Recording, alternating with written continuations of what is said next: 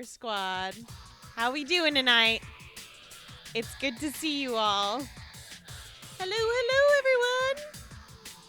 We are playing more Persona 4 Ultimax, and that means we watch the fucking intro.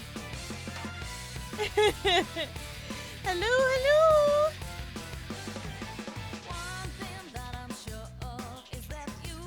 I hope everyone's had a good weekend. I did. I slept for half of it. I did a Hot Wings challenge yesterday with our D&D group. It was great. It was painful. Oh no, I'm so sorry you can't sleep. Hopefully a fighting game can make you feel better.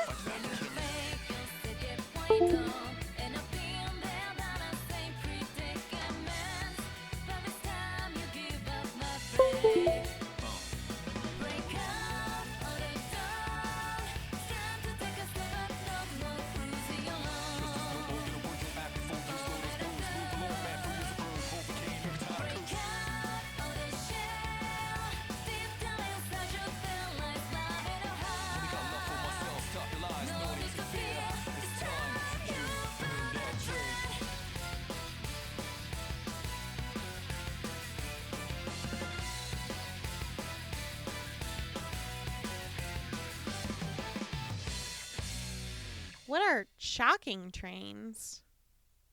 What the fuck is that? Persona 4 Arena Ultimax. Oh my god, it's one of my girlfriends. I guess you guys didn't really get to see her because we did the FemC route for Persona 3.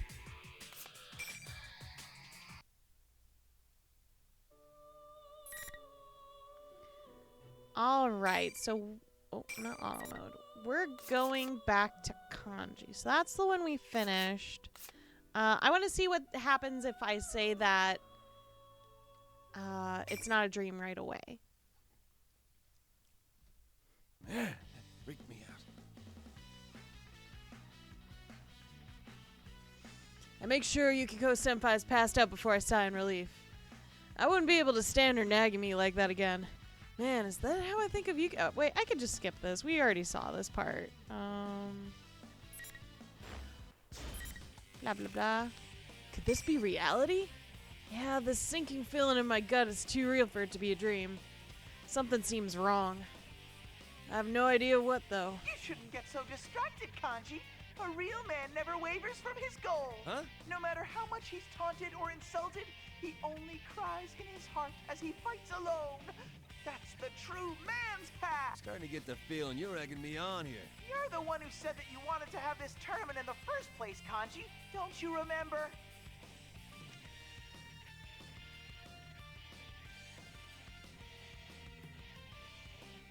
What are trains like?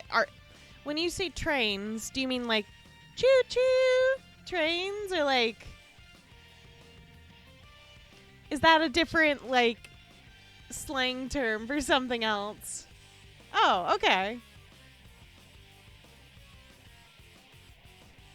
And then you had to fight with a distasteful train. Oh, okay. I understand. Yeah, but...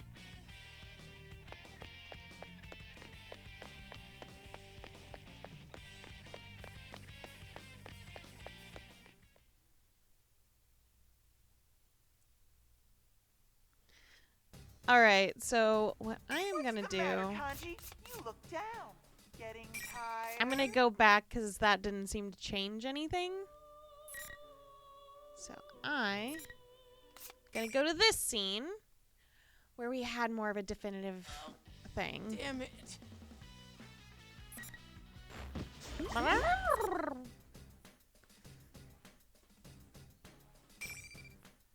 There we go. Anyway, forget all that for now. I'm just glad I found you. Found me? You disappeared from your house without saying anything, right? Your mom was looking for you. The timing was funny enough that I thought you might be over here. Me? I disappeared from my house? What? What in the world is Yosuke-senpai talking about? This place obviously isn't your house, right? Well, yeah, but that's because it's a dream. The real man's still asleep in my room. Yep. What? Man, you really have no idea what's going on, huh? Did you hit your head and lose all your memories when you fell in here? What do you mean, fell in here? The TV, of course. How else would you get here? TV? TV as in... Huh? Hold up, I'm starting to get confused. I need to calm down and make sure of something. Wait. So are you saying this isn't my dream? Where did you even get a crazy idea like that? Snap out of it, man. We're inside the TV world right now. No, he just fell in through his TV. As he can do since the plot of the original Persona 4 game. Yosuke-senpai starts telling me what's been going on, like he can't believe I don't know. Something about the Midnight Channel being back, but to be honest, none of it's sinking in. We're inside the TV? Oh, I've got no idea why it's a school this time. Oh, man. We're in the TV world? And that Ted. That's another mystery. We don't know if he's the real one or not either. Huh. No wonder the hits I took hurt and Chie-senpai and Yukiko-senpai were acting so weird. It's probably like when I faced my shadow. A lot of things are making more sense suddenly. Actually, speaking of mysteries, what are you doing here? If you don't remember coming here, did someone drop you in here? Well, I actually don't remember. I was in our living room, dead tired. If we're in the TV world, when did I get in here? I try remembering everything that happened before I fell asleep. I was in the stuffed animal, right? Yeah, I was working late in the living room. But when I came to, I realized I fell asleep once. And then... Oh! Don't shout like that. What's with you? No, I suddenly understand everything. Huh? We just bought a new TV for the living room. It's this big old flat screen. I fell asleep there and probably tripped or something in the middle of the night and fell ass over elbows into the TV like one of those Goldberg machine things. Damn, that big screen TV, some scary shit. What kind of moron are you?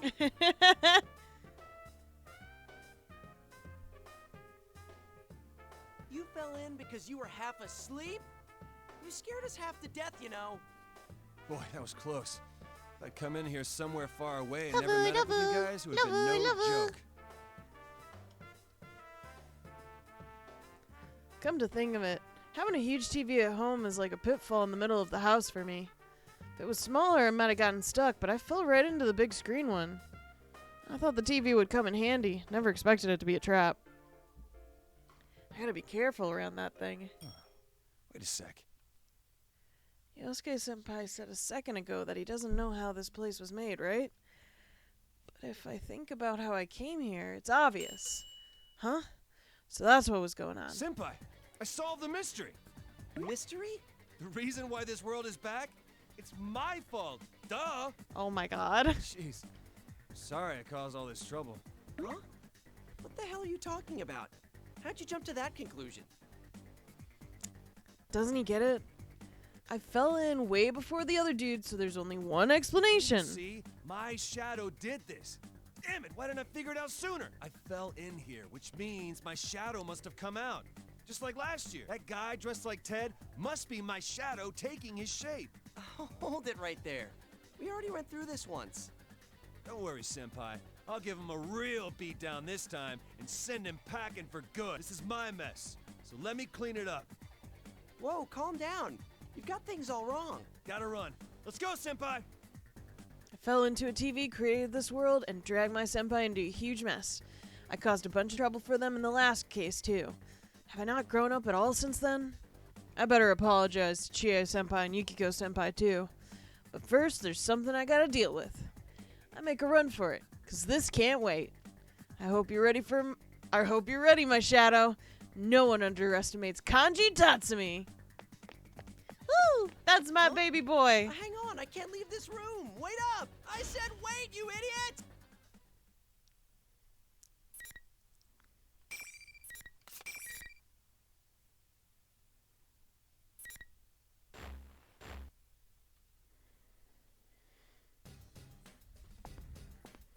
As I race through the hallways, I'm feeling pretty good about myself. It's nice to know what needs to be done. But hang on a sec. By the way, where should I go now, Senpai? Oh my god.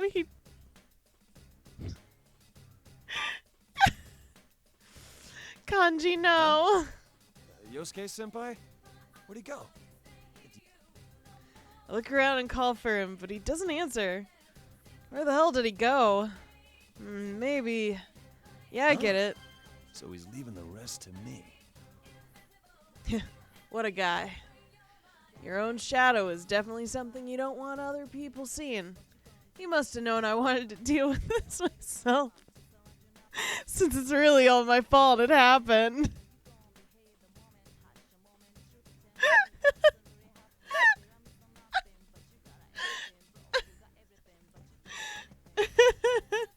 Everything in my brain in a box to the left. Now that that's my senpai. He may look like a goofball, but there's a reason he calls himself Chad's partner. That and because he's fucking gay.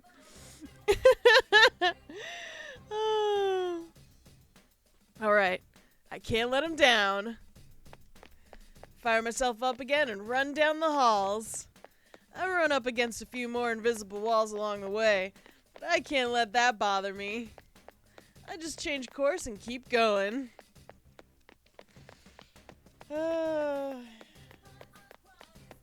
Lame tricks like that ain't gotta stop me, damn it! Oh my goodness. We love himbos in this household. Happy Pride Month. The invisible walls keep getting in my way, but I finally get what looks like a third-year classroom. Going by the pattern so far, there will be a fight here. Everything would be solved if that bastard my shadow was here. Oh, and then we find like I'm right Teddy on the here, money. probably. Whoa, Kanji! It's so good to see you here! When I open the door, Teddy and some girl are inside. Hey, she's that Miss President I met earlier. But that's not important now. The only one I'm after is... Finally found you. Ah! Enemy advantage! What the heck? What's going on here? Shut up! Hurry up and get back inside me! Happy Pride Month! Oh, it's so good. Inside you? I don't swing that way! I don't want to be stuck in a sweaty macho hell! Bastard.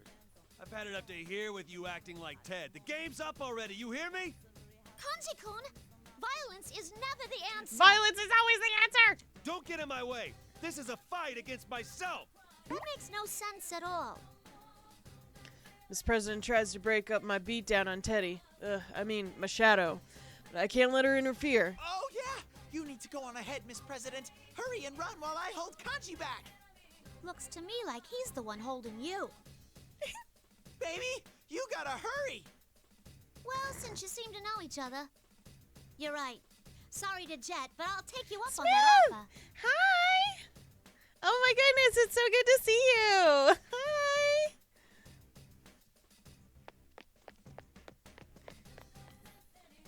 Just when I think she's gonna break up the fight, she does like my shadow tells her and leaves. Huh? You're really leaving? You're the one who told her to go. Come on, you don't need to copy his lameness, too. This guy's my shadow, and he still doesn't know when to quit. But... Doesn't matter, though. This will be easier if it's just between us. Oh, well, that sounds fun. I'm doing well. I just started streaming as of Friday again after buying a house.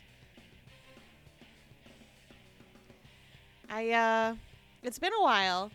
I kind of needed to take a break to kind of give myself some rest from some burnout I was experiencing for streaming for, almost a year straight. Other than like last August. I did get very sick a whole month because I had COVID. But, oh, no worries. I'm glad to see you. This is like very lovely. This is a lovely surprise for me. Thank you. I'm very lucky. I'm very lucky. I have two very loving partners, and it's a lot easier to purchase a home when you have 3 incomes, of course. But not just that, I get to spend time with my best friends every single day. And that's so wonderful for me. And I hope everyone gets to eventually live their life they want. With whoever or with themselves. Because I think it's really been mentally healthy for me. That, and in a couple weeks or one, we're going to be getting a corgi puppy. We're just waiting for the breeder to give us the date to come pick him up. So I'm going to have a puppy soon.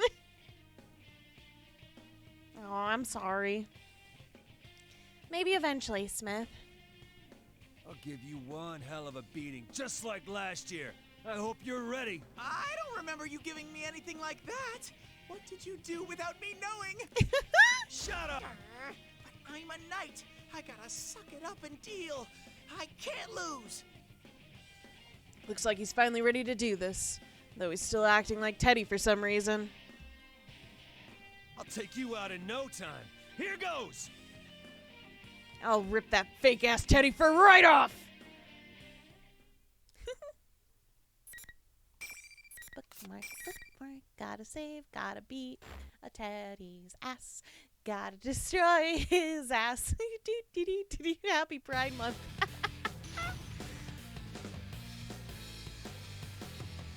He's seriously, like, that picture looks so much like Mommy's, like, final witch that she fights.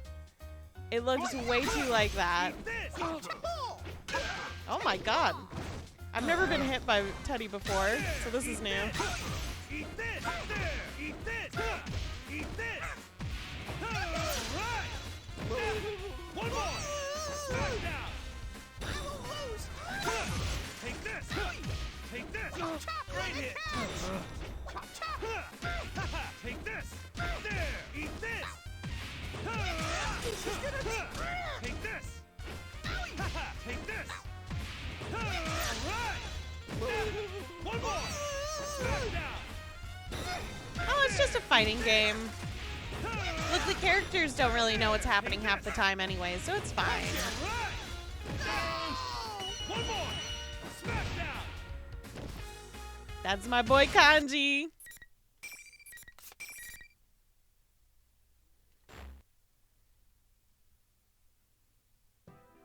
Now he'll show his true colors. I'll keep my guard up waiting for Teddy to do his thing, but nothing happens. That's weird. Isn't the illusion supposed to unravel, and then he goes back to looking like me? Wait a second. This is my shadow we're talking about. Maybe it's just waiting for me to let my guard down. Well, I'm not gonna give him what he wants. I reach towards Teddy, who's still seeing stars, and muss up his fur a little.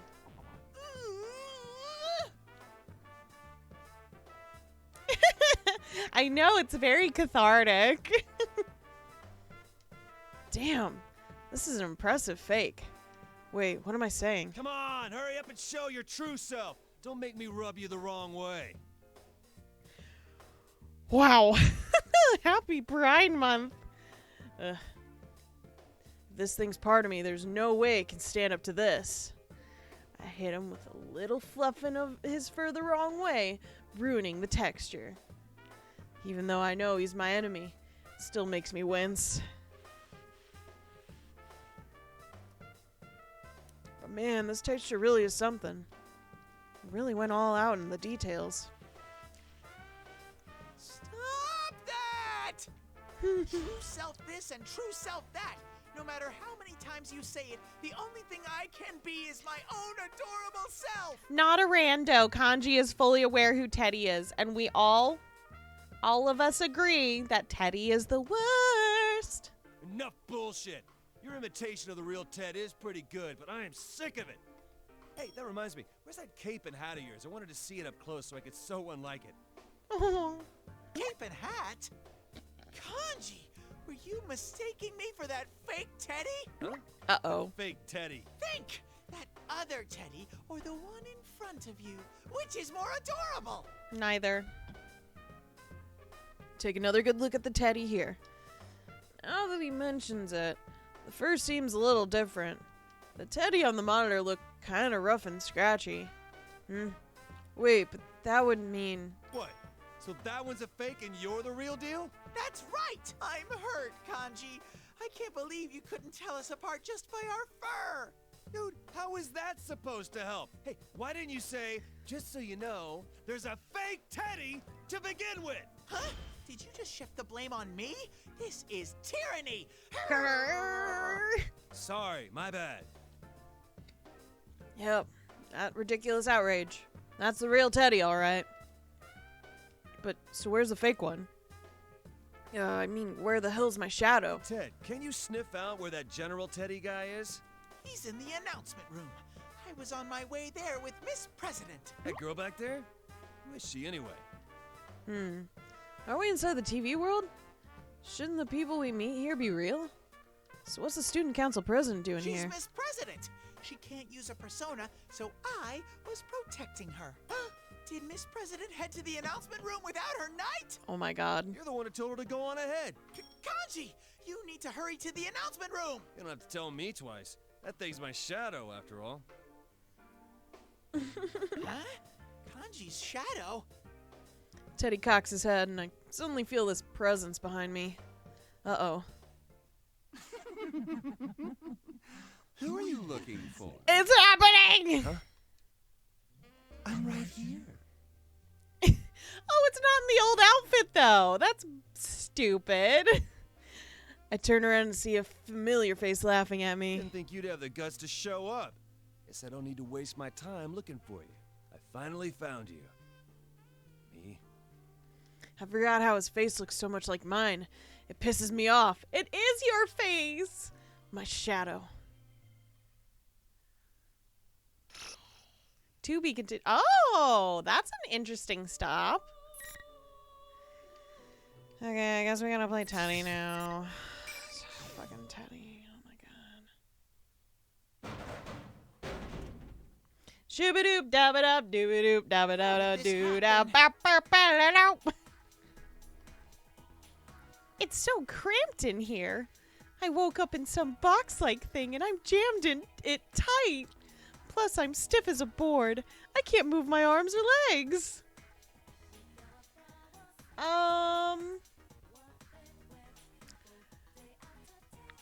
How to explain it? Yes, we have to, Beardy, or else we're never gonna play Labras. Yeah, that's kind of, yeah. These kids solved investigations like a year ago that were all murders where people are getting thrown into the TV and dying. And they solved it. And now suddenly the TV world has reactivated for some reason. I think that's the best I can explain. How did I get I here? was getting ready at Juness before it opened, and then... Every day's great at your Juness.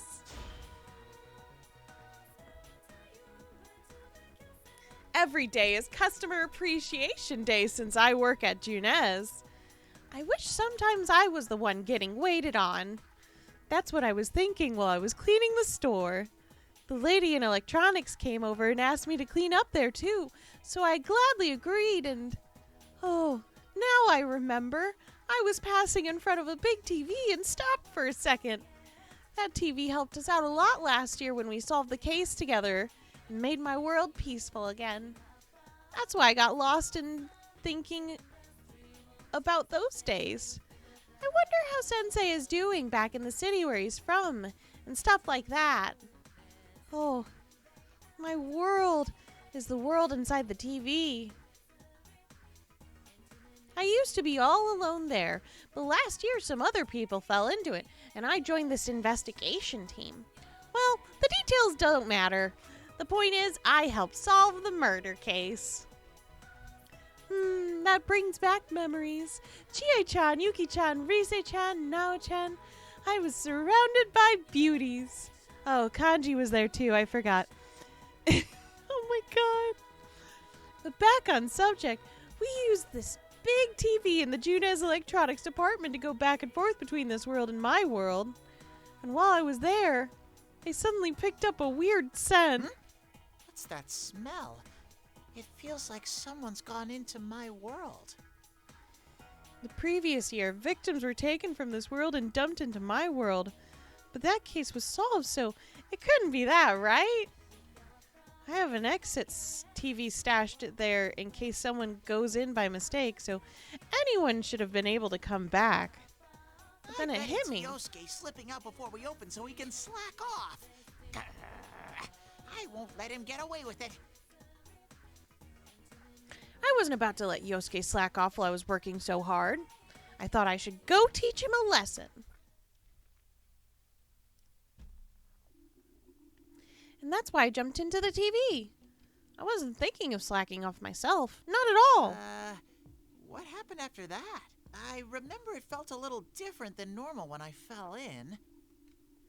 I don't remember anything after that. Where on earth am I? Actually, what time is it? It's not past snack time yet, is it? Oh no. Thinking about snacks is making me hungry. Sensei, Yosuke, I won't slack off anymore. Please help me. I'm so hungry that everything's spinning. This must be what it's like to see your life flash before you at the end.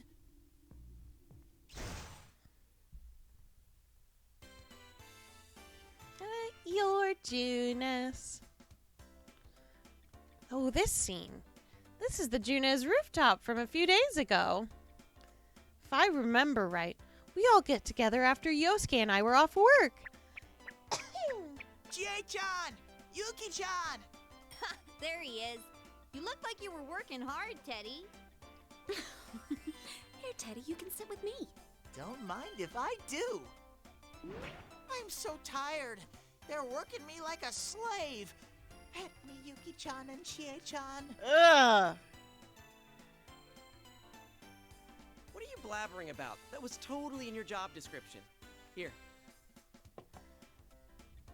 I squeeze between the two ladies, and Yosuke sets one of the cups he's holding in front of me. Oh, I smell melon soda. Is Yosuke buying? He must be feeling generous today. Woohoo! Thank you very much, Yosuke. The sweet scent that fills my nostrils, the torrent of refreshing soda, the sweet taste against my tongue. Ah, a bear could live for this.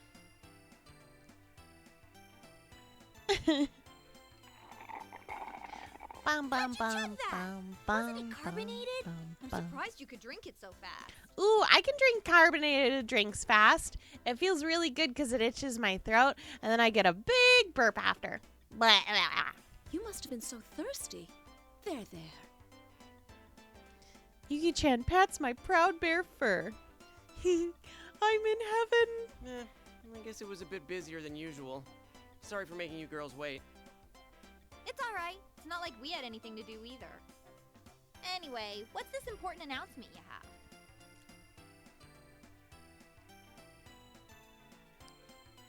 Important announcement? I haven't heard anything about this. Chie-chan and Yuki-chan look like they don't know what he's talking about either. Well, about that. Okay. What is this? Is it bad news? Yosuke keeps piling on the suspense and we all keep leaning in more and more. Huh?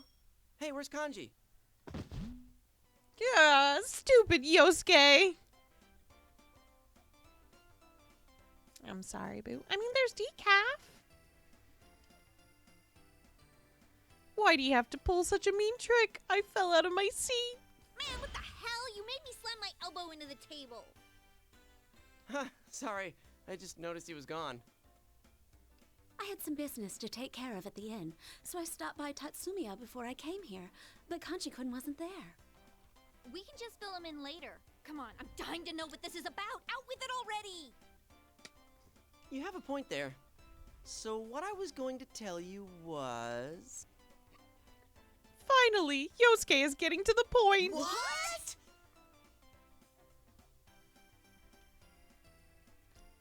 Everyone is so surprised we nearly rocketed out of our seats. Of course, though, Sensei's... Are you for real? Sensei's Coming back? That's a big deal. This is serious. Our fearless leader of the investigation team who went back to the city after closing the case. The #1 bad boy of Inaba. He's coming back to our little country town. Ha! You should see the looks on your faces. I kept it a secret all this time just to surprise you guys. Golden Week is coming up, so he's planning on spending the second half of break over here. I'm so happy. Oh man, I can't just sit around like this. If Sensei's coming back, we gotta be ready with snacks, and more snacks. I think we've actually pulled all the nettles that have been in our backyard already. Wow, cool! You were so serious that I was getting worried it would be something bad. Actually, why'd you keep it a secret up to the last minute?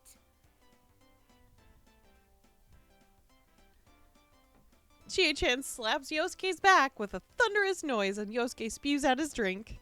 She's right. It's not fair that Yosuke knew and kept it a secret from us. You don't have to hit me so hard. I don't care if it's suspense or sixpence. Still, everyone looks so happy. Hee hee hee. See how amazing Sensei is? Just hearing he's coming back is making everyone so excited. Senpai's coming back? Kanji! Eep. That voice, is that Kanji? I turn around only to see Kanji standing there with a terrifying look on his face. Yeah. When did you get here? You told me sooner. Damn it, I gotta get to work. I love that boy. And there he goes, zooming off. What was that about? Could he also be off to buy snacks for Sensei? I can't let him beat me to I'm it. into him. Who cares? At least he knows now. But hey, what about Risei-chan and Naoto-kun? Do they know about Yukin coming back? That's right. Never mind Kanji. Does Risei-chan and Nao-chan know Senpai's coming back? Sensei, we can't keep something that big of a secret from them. Yeah, I already called up Rise. I thought she'd have a hard time adjusting her work schedule. Sounded like she's busy preparing for her comeback, but she said she'll definitely make it. Oh, she is a lot busier now compared to when she was taking her hiatus. I can't wait for her to make a complete comeback. I'm gonna watch every program she's in. I hereby claim control over the remotes to all the TVs in Juness. Yosuke's room too. Maybe you should wait to do that until you've actually learned the channel names. So what about Naoto-kun? I don't know. I couldn't reach her on her cell. Though she did say that she was handling more cases ever since spring, so I bet she's busy. Chie-chan says then that she'll try calling Nao-chan later. Way to go, Chie-chan! If Sensei's coming, we should all be here for him. I'll follow Chie-chan's example and try to call up Sensei, too. What should I talk to him about? Man, though, this brings back memories of the investigation team. Yeah, it's kind of strange to feel nostalgic about that. We were pretty desperate while the case was going on. It's only now that I'm finally feeling like it's all over. Still, it's just been 2 months, and it already feels like it was a long time ago. Everyone quiets down a little. Yosuke's right. Meeting everyone, fighting alongside them, getting accepted as a real friend. It all feels like it happened a long time ago. Back then, it was normal for me to be alone, but now it's more normal to be with all my friends. Really, I can't imagine living without Yosuke and everyone anymore. It's even harder to imagine than a life without TV and snacks. So, since our bro is coming back, let's put together a plan for Golden Week. I want to do it right, you know? Give him a great welcome and stuff. Yeah, you want your boyfriend. Ooh, great idea! I agree. I can't wait to hang out with Sensei again! Sensei, I wanted to see you one last time. Aw, I wasn't supposed to be like this. Golden Week with Sensei. I had all kinds of plans, like running through fields of flowers, catching salmon together, and lots of other surprises, too. What a shame. Ugh, I'm done for. My stomach and back are going to stick together. Actually, I think they already are. I'm paper thin. Oh my god. lucky me. With my body so thin from starvation, I might be able to slip through the cracks of this cramped box. Wow! Hooray for teddy power! It's so disgusting. I knew it. Thanks to my slim figure, I made a graceful escape from my prison. Lady Luck loves me! No, she doesn't. But if she loves me, I wish she hadn't stuck me in a cleaning supply closet. That's right. I found that out as soon as I escaped. It turns out that the box I was in was a cleaning supply closet I've seen at school. Well, anyway, I'm happy to be out safe. Yep. When I breathe in deep and flex my muscles, my body poofs out to its original round shape. There's no way anyone could do that.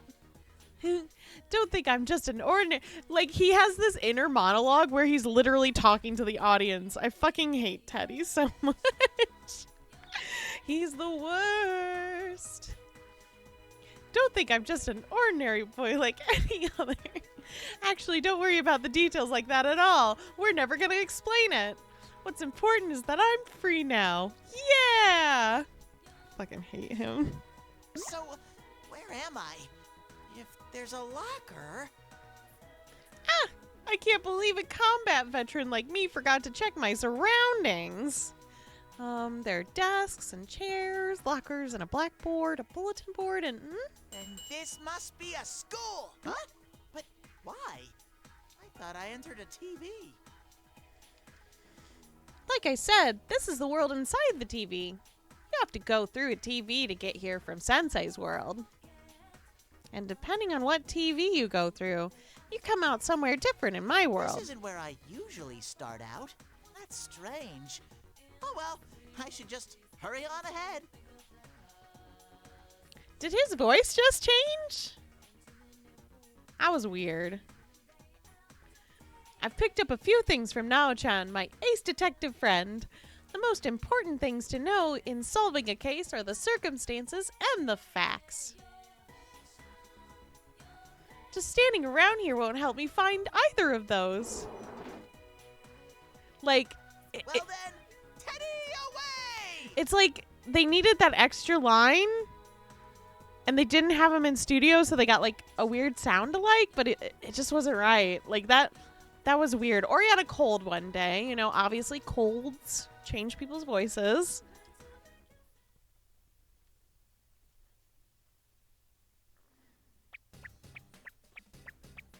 This makes no sense. There ought to be someone else here. What's going on? I wander through the weird building in search of a clue, but I'm not finding anything. This building really is bizarre. I don't know much about it, but this place looks just like what I remember of Yosuke's school. The thing is, my world changes whenever someone enters it. I know that all too well from the case last year. When someone gets dumped in here, that person's hidden feelings affect the world around them. Does that mean whoever it was goes to the same school as Sensei and Yosuke? Then again, I still don't know if anyone really did get dumped in here or not. I see a little light through the crack in the door of the classroom at the end of the hallway. It reminds me of that naughty nurse show Yosuke watches late at night. Oh my god! Time to take a peek. Oh my god. I'm coming in!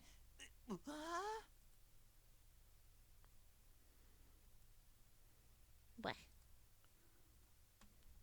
Wait, is that a TV? Why is it here? The classroom ceiling's all weird, and there's a turned-on TV hanging in the corner. It's on, but nothing's showing on it. Just static. I get closer to it when... When what? Oh, this is again. Okay. They are I'll leave it be. friends, yet powerful foes. The desperate fighting program amongst high school students. A new legend is about to start. Oh my god. They're gonna eat him.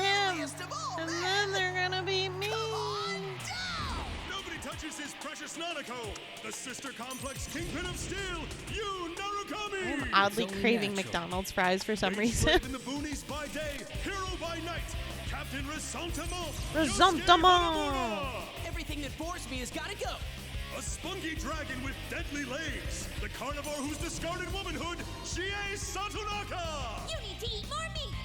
Please escort me to the ring, my prince. The unconquerable Snow Black, Yukiko Amagi. I'll finish you in one strike!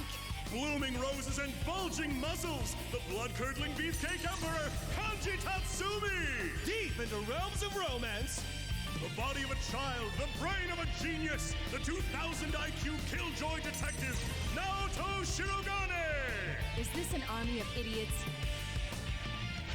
Fight and survive towards the one throne waiting at the end! The P1 Grand Prix where fierce fights will be fought! The battle begins tonight!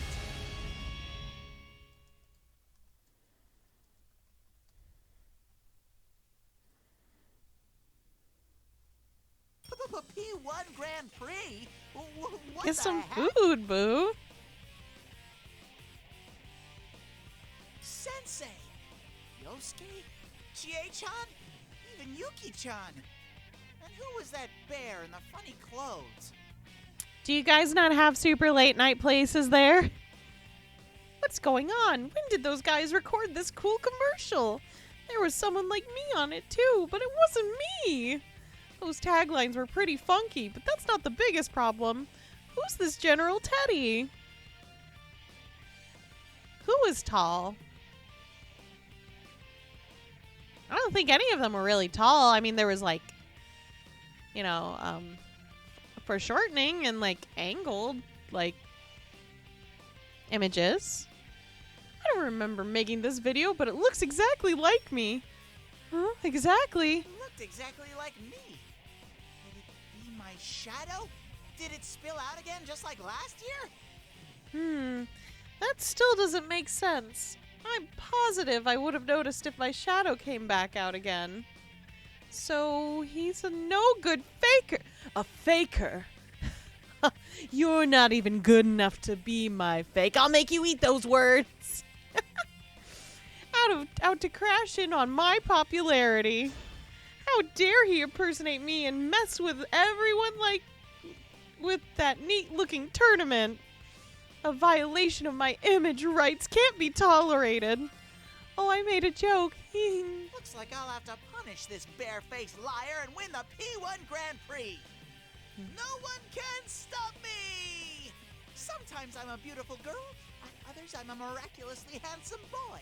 I am the alluring, fluffy Prince Teddy. How tall is that in feet? Sorry. American size, please. Time to jump in on this P1 Grand Prix.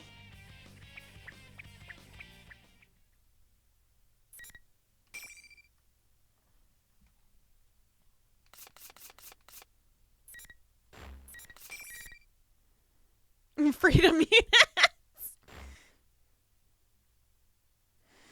That's a good one. Oh, is that it? What's with Damn, these they're little short. walls? It's no fair that I keep squashing my nose into things I can't see. I thought the boys would have been taller by now.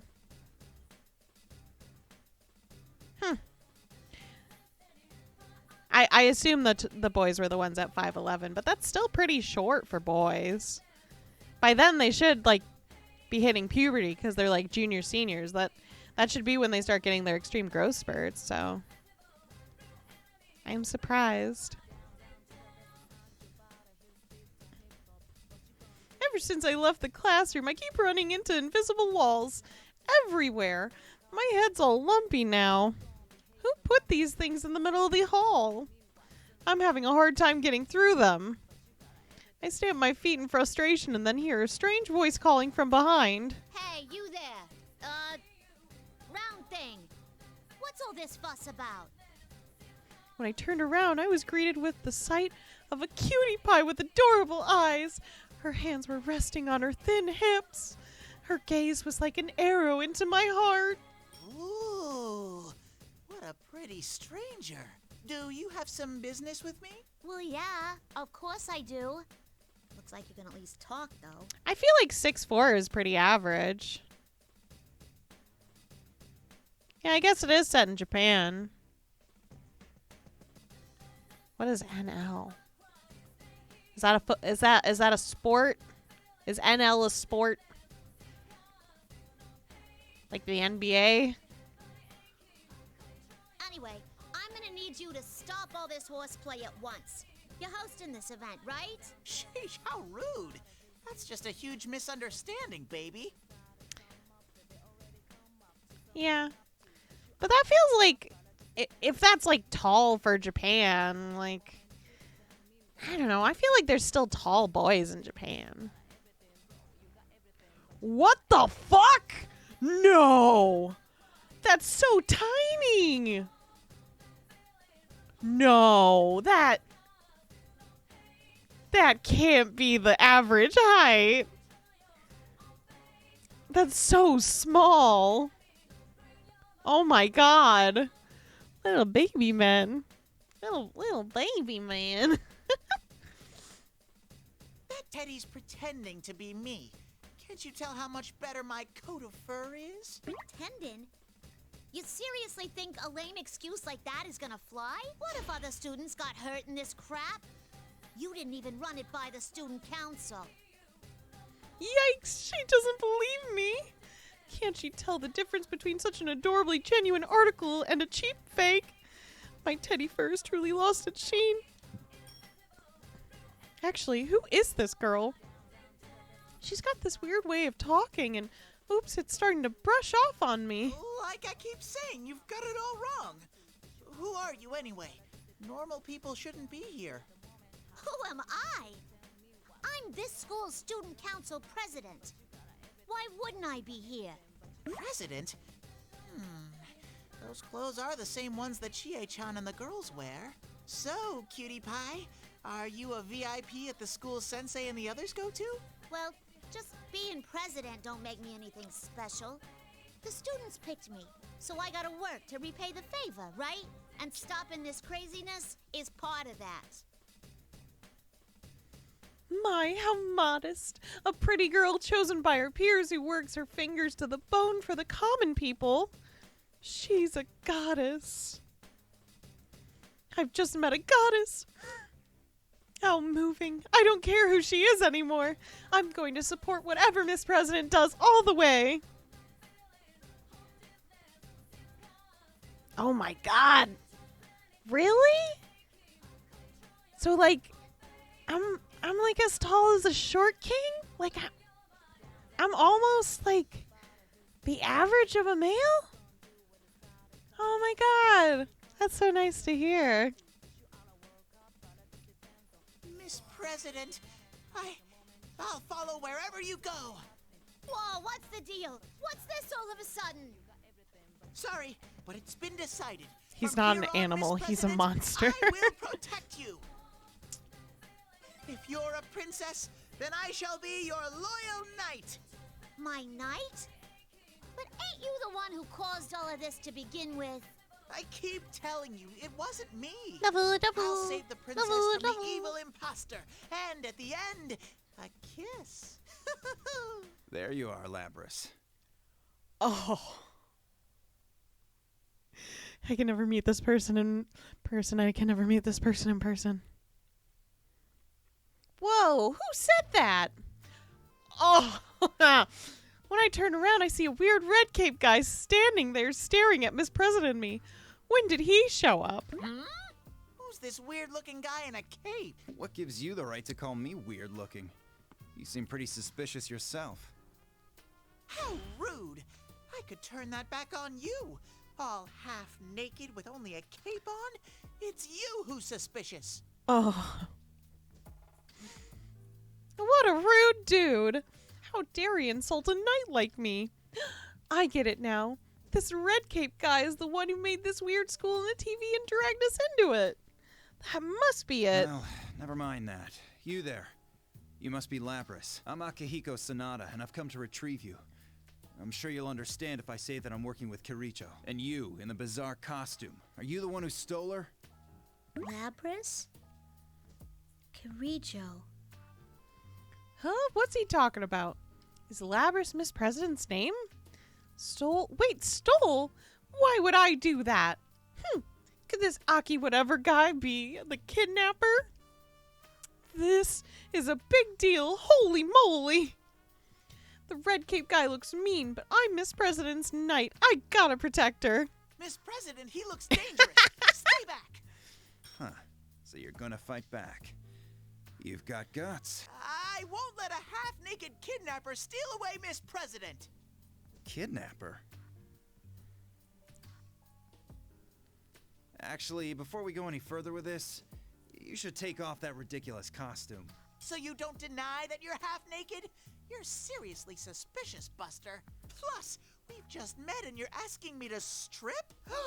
Are you in league with Kanji? Oh my god. Yes, that certain look you have. I definitely sense some similarities.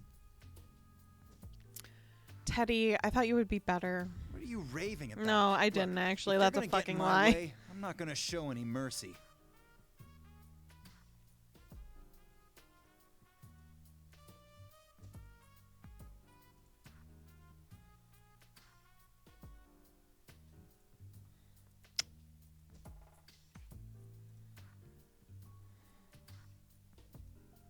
Sorry, I had to change my thingy.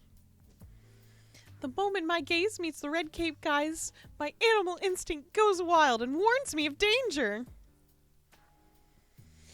This guy must be really strong, but still. I'm Miss President's knight Simp. now. I can't let you beat me. I admire your determination, at least. What are you, anyway? Me? I'm a bear. I've crossed paths with them many a time. Bears are very mysterious animals.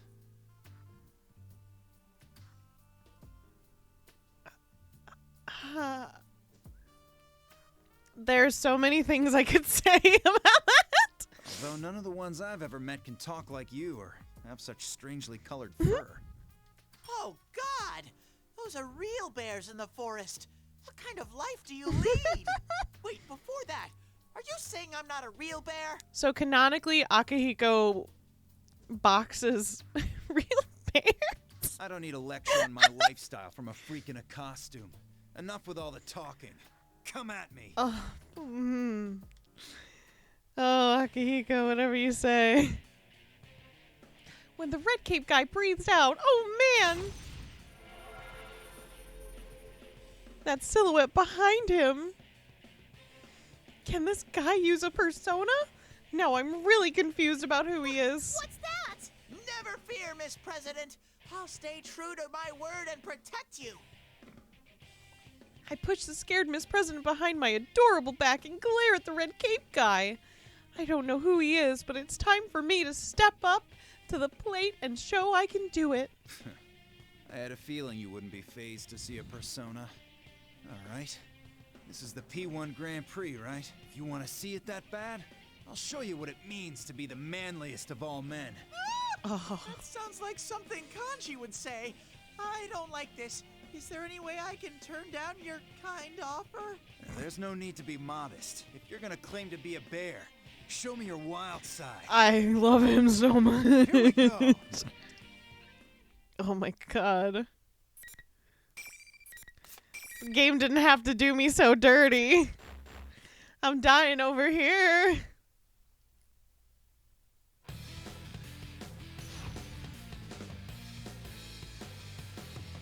I'm having a rough time with this one. Final. Fight!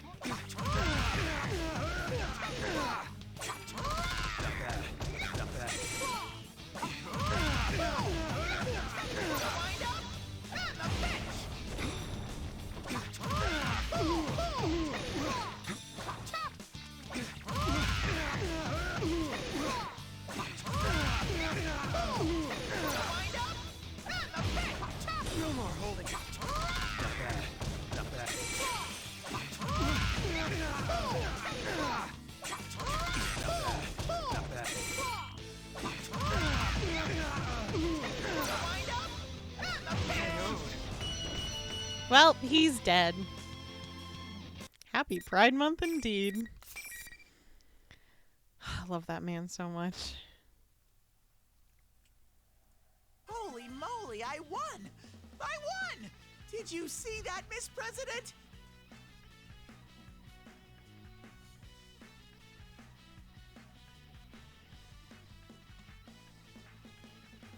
I did it! I did my best! I put up with that suspicious guy's punches and kicks and beat the stuffing out of the bad guy. I never knew I could do things for myself. And now my reward, the knight gets a kiss from his princess. Huh? Miss President looks all sad for some reason. Aw, how thoughtless. Her simp's waiting. What's wrong, Miss President? Come on, favor your knight with a kiss. Lapras. Oh, that's what the red cape guy called her. Labby. Could Miss President be a foreigner? Oh, that would make her just like me in a way.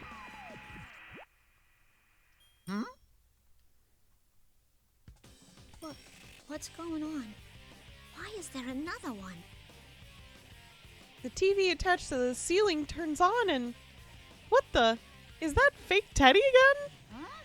What's going on here? I thought I disposed of that filthy bear costume. He's not a real bear, but he's kind of like a bear. He's more like an imaginary bear that can unzip himself and turn into a young boy, too. I hate him. I hate him so much. Hey! How dare you call the adorable real Teddy filthy, you faker! Faker? Very sneaky, trying to capitalize on my popularity. I'll rip off that bear hide in no time. It's too troublesome to have you running around. I need to figure out how to deal I with just you. have to get through this so I can play everyone else.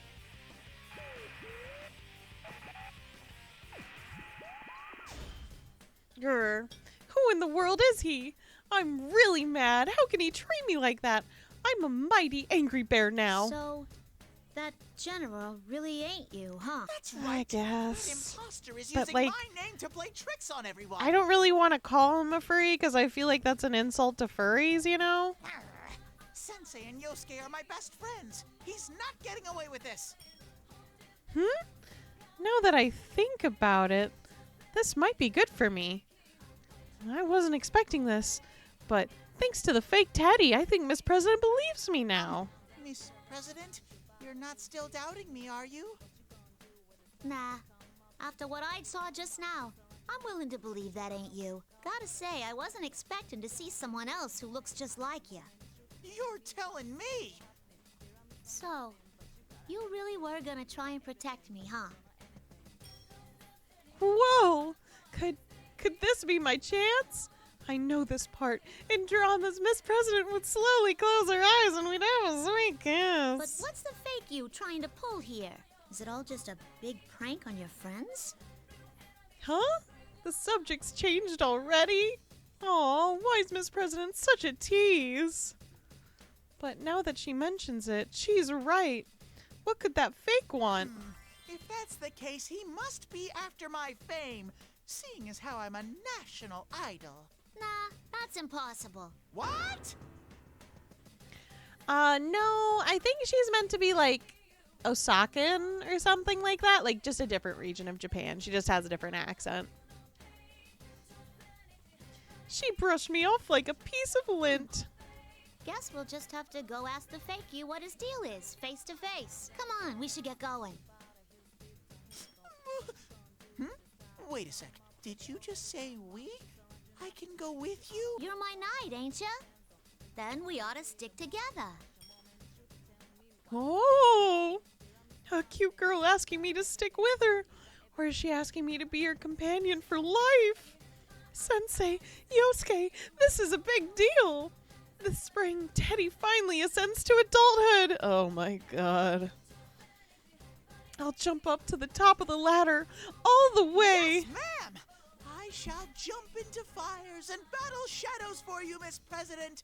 I'd stake my life to protect you. Now you're getting goofy. We're just gonna go warn that fake Teddy is all. That's fine. I'm still your knight, for a knight must protect his princess. But there was something I didn't know as I took off after Miss President.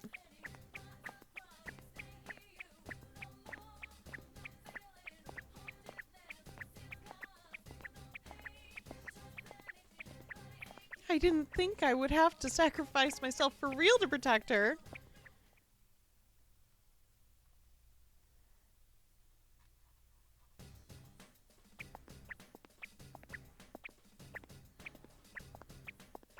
Me and a cute girl walking down a hallway side by side. Ah, how nice to be in the middle of a date. The purpose of a date is... I just realized something very important. By the way, Miss President, where are we headed? Well, I'm thinking of trying the announcement room first. What's an announcement room? And how do you know that darn imposter will be there? Remember how that general guy showed up on TV? The only place in the school you could broadcast from like that is the announcement room. Oh. Miss President really is amazing. She's so smart. I wonder who's smarter, Sensei or By her? the way, I wanted to ask you something. What was that thing you let out during the fight? I let something out? Was it my potent pheromone? Fucking hate Teddy. No. It was like this weird thing I saw behind you. Oh, are you talking about my persona? Persona? Huh? You can't use a persona, Miss President? Then how did you get inside the TV? TV? I don't know what you're talking about, but normal people don't have crazy powers like that. Don't tell me. Did someone drop you in here? Are you a victim? Dropped? Victim? I feel like Teddy, other than like Chad, has been the most sane about this situation, oddly enough. Ugh. Welcome to dealing with Teddy. Oh my, so that's what happened. Miss President is another victim. But she doesn't know she was dropped in, so she thinks she's in a normal school, so she's trying to stop the P1 Grand Prix. Now this is serious. It's like last year's case all over again. I gotta do everything I can to get Miss President back to her world. But I don't know where the exit is, so I can't help her just yet. It's all right, Miss President. I'm sure none of this makes sense to you now, but it'll all work out. I'll get you back to the real world. Just leave it to me. I just want to stop whoever it is that's causing all the commotion here at school. That'll be no problem either. You're just confused right now. Either way, that fake Teddy needs to be brought to justice. If we wander around, we might find the exit too. The exit, huh? Well, okay. If we don't get moving, we might be attacked again. Like that half-naked Mr. Red Cape? He was obviously some kind of pervert. You leave my boyfriend alone. He was calling you lovely or something. Is that your real name?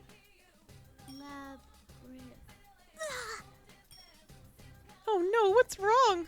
This President suddenly crouched down. Is something wrong? Does she not feel okay? Oh no! Are you all right, Miss President? Yeah, I'm okay. I just felt a little dizzy.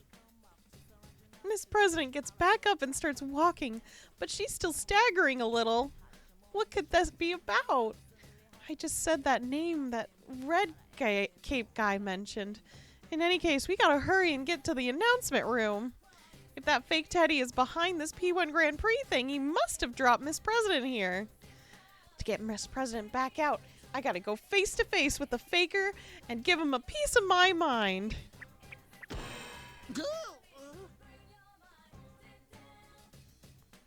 That hurt. Ow!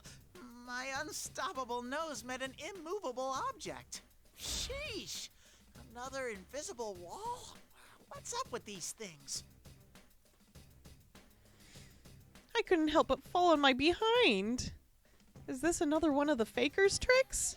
Seriously, what a mean thing to do. What are you doing, falling over like that? Huh? Miss President walks right by me on the ground and looks back at me. Huh? There should be an invisible wall there. What's going on? Miss President, didn't you feel anything? There was an invisible wall. Invisible wall? There's nothing here.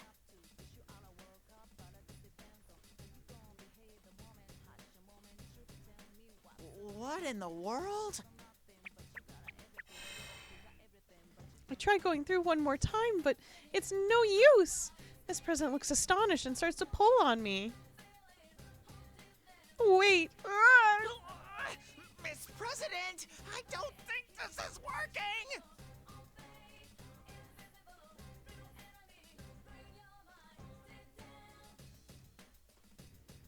I'm gonna die! I'm not dying to know what it's like to be crushed to death! Oh no! I didn't mean that as a joke! Sheesh, what's going on? This doesn't make any sense at all. Ugh, I barely escaped death. Gosh, you're strong, Miss President. It reminds me of the time I got stuck under a shutter during a fire drill at Juness. Oh my god. You get so passionate about things when I'm involved. I'm gonna throw up. I'm gonna fucking throw up. Looks like we'll just have to find somewhere you can walk through. No. Such dedicated ignoring skills, just like Yuki-chan. Awkward. Miss President is a rare beauty, sure, but when I'm with the investigation team, someone always pipes up no matter how good my jokes are. That's how I hone my skills as a comedian, you know? Though it ain't like I'm a pro comedian or nothin'. Her accent's rubbing off again. Anyway, I'm just trying to say that I'm lonely without everyone here. If I keep thinking about it, I'll make myself sad. I'll pull myself together and look for somewhere else I can go through, but... Huh? That's odd. There are invisible walls everywhere, and I can't find a way out. Did you hit a dead end? Try looking around some more. Let's see here. Front, right, left, up. There's no way I can go that way, or down either. I'm a bear, not a mole. On top of that, there's an invisible wall right behind me on the path I just took. Am I trapped? Huh? Is someone coming?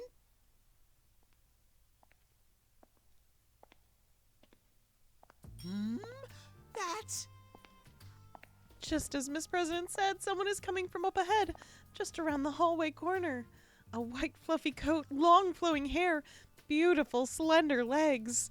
This is Slender Man! Oh my!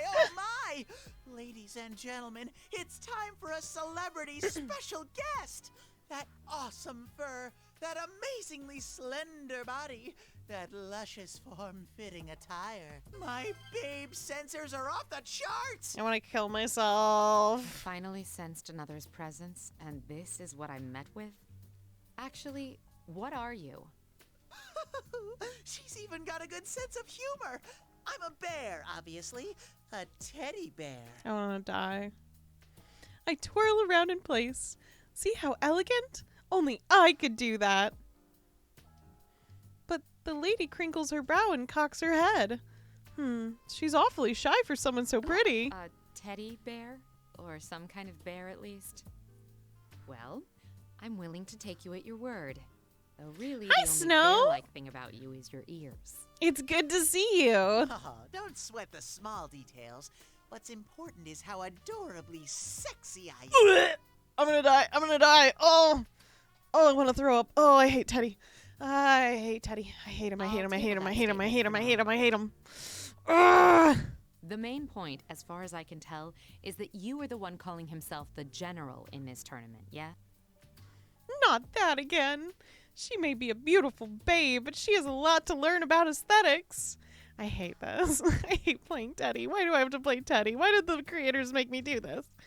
A faker like him is like chalk and cheese compared to my beautiful coat and fur. No. If you take a closer look, I'm totally different. Look here, or here. That other guy's an imposter. It really burns my fur to see such a cheap knockoff fool everyone. It's not me, it's my evil twin. Quite a novel excuse. No, I'm not making excuses. Look closer at my fur here. See? I don't see any difference at all. Oh. Cripes on toast. How mean. She has no critical eye. Wait, huh? Is the pretty lady glaring at Miss President? They just met. Why are things so weird between them? How could I have not noticed? At this rate, there will be a fight between a beautiful lady and a cute girl over little old me. Whoa, Wait a second, miss. I hate this. It's true that Miss President is cute, but you're charming too. Magical even. I'm gonna throw up. I'm You gonna must fucking be throw up. Lapras. Even this lady's ignoring me? What is this madness? Everyone I meet today is way too good at ignoring me. In fact, the two lovelies are ignoring me right now to continue their conversation. What are you talking about? That ain't my name. Then tell me what your name is. I am Mitsuru Kirijo, and I belong to the Kirijo group. I own the Kirijo group, more like bitch. Kirijo? Are your memories murky? Then will it help you remember if I tell you that your official name is... No! I don't want to hear it! Hold it right there. What? No matter how pretty this lady is, I can't let her do this. Not that I really get what's going on, but I can tell Miss President doesn't like it one bit. And forcing someone to hear something they don't like is downright ugly. I don't know what you're up to, but it's clear Miss President doesn't like it. And although I don't get what's going on, you should think more how she feels. Teddy. That was awesome. The pretty lady will break down in tears over her mistake, and I'll be there to console You have a her. valid point. But if she is Lapras, she could endanger more people if I leave her as is. I can't waste any time. Huh? I wasn't expecting that. Huh? The monitor's suddenly on. Huh? I was trying to decide how to deal with you, but it looks like the troublemakers are bickering amongst themselves. Which is perfect timing to add a little intermission bout to the Grand Prix, where you kill each other. There you are, fake Teddy. There now. You wanted to have fun, right? Then, beat up that lady there, just like you did with the guy in the red cape. Well, I mean, that works. How dare he shoot his mouth off like that? I was about to get angry again, but as soon as the fake Teddy mentioned the guy in the red cape, the pretty lady's eyebrow twitched. I definitely didn't miss that. Could it be? Miss, don't tell me that red-caped pervert is a friend of yours. Are you a kidnapper too? Do you mean Akihiko? I agree. It's a rather harsh way to describe him. How do bother like fucking Andrew Tate bitches and just be like, you have such beta energy. But are you saying you defeated him? You must be more skilled than your ludicrous appearance lets on.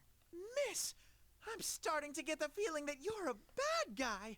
How cruel. You toyed with my innocence. I have no idea what you're talking about. But I cannot remain confined Mitsuru's like like, this. I'm not dealing with this If shit. you intend to resist, I will show no mercy. No, I don't think anyone's really a bad guy in this situation. Ooh, looks like the P1 Grand Prix intruder and a false Teddy interfering with the tournament are gearing up for a brawl over here. It looks pretty interesting, so we're gonna show our viewers this fight too. Who will come out on top? I like coming on top. That's Lacey-chan's voice. Where is Happy she Pride watching Month. from? Come on, if you don't concentrate, you'll get knocked right out. Suck my dick. We made sure to leave you out of this, and you still came wandering back in. So you'd better at least put up a good fight. Ready, set, Whoa, why won't Rise-chan listen to me? Instead of clearing up the misunderstanding, Rise-chan made it worse. Now the pretty lady's more pumped up. I can smell it. No! None of this makes any sense. But I'm still Miss President's knight. I can't let it end like this. I'll give this fight everything I've got. Rather than listening to reason, you'll stay loyal. C'est magnifique. An enemy you may be, but I admire your determination. Now, come. Okay, I mean, if you command it.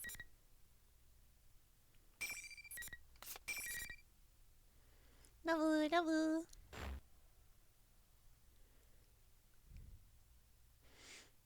Happy Pride Month.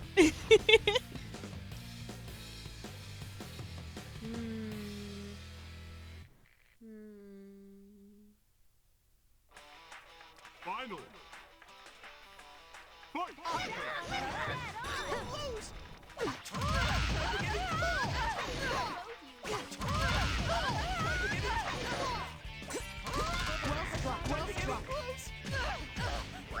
my god, it's so long.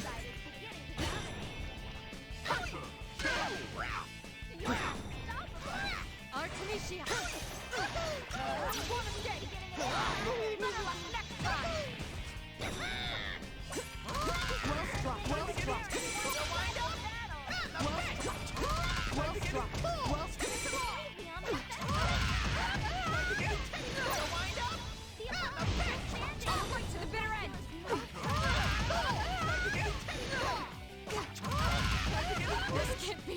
There we go. All right, announcement over. Until next time. R.I.P. Mitsuru.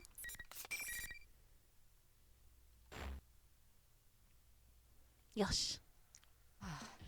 It clearly erred in my estimation of his strength. He was just as powerful as a real bear.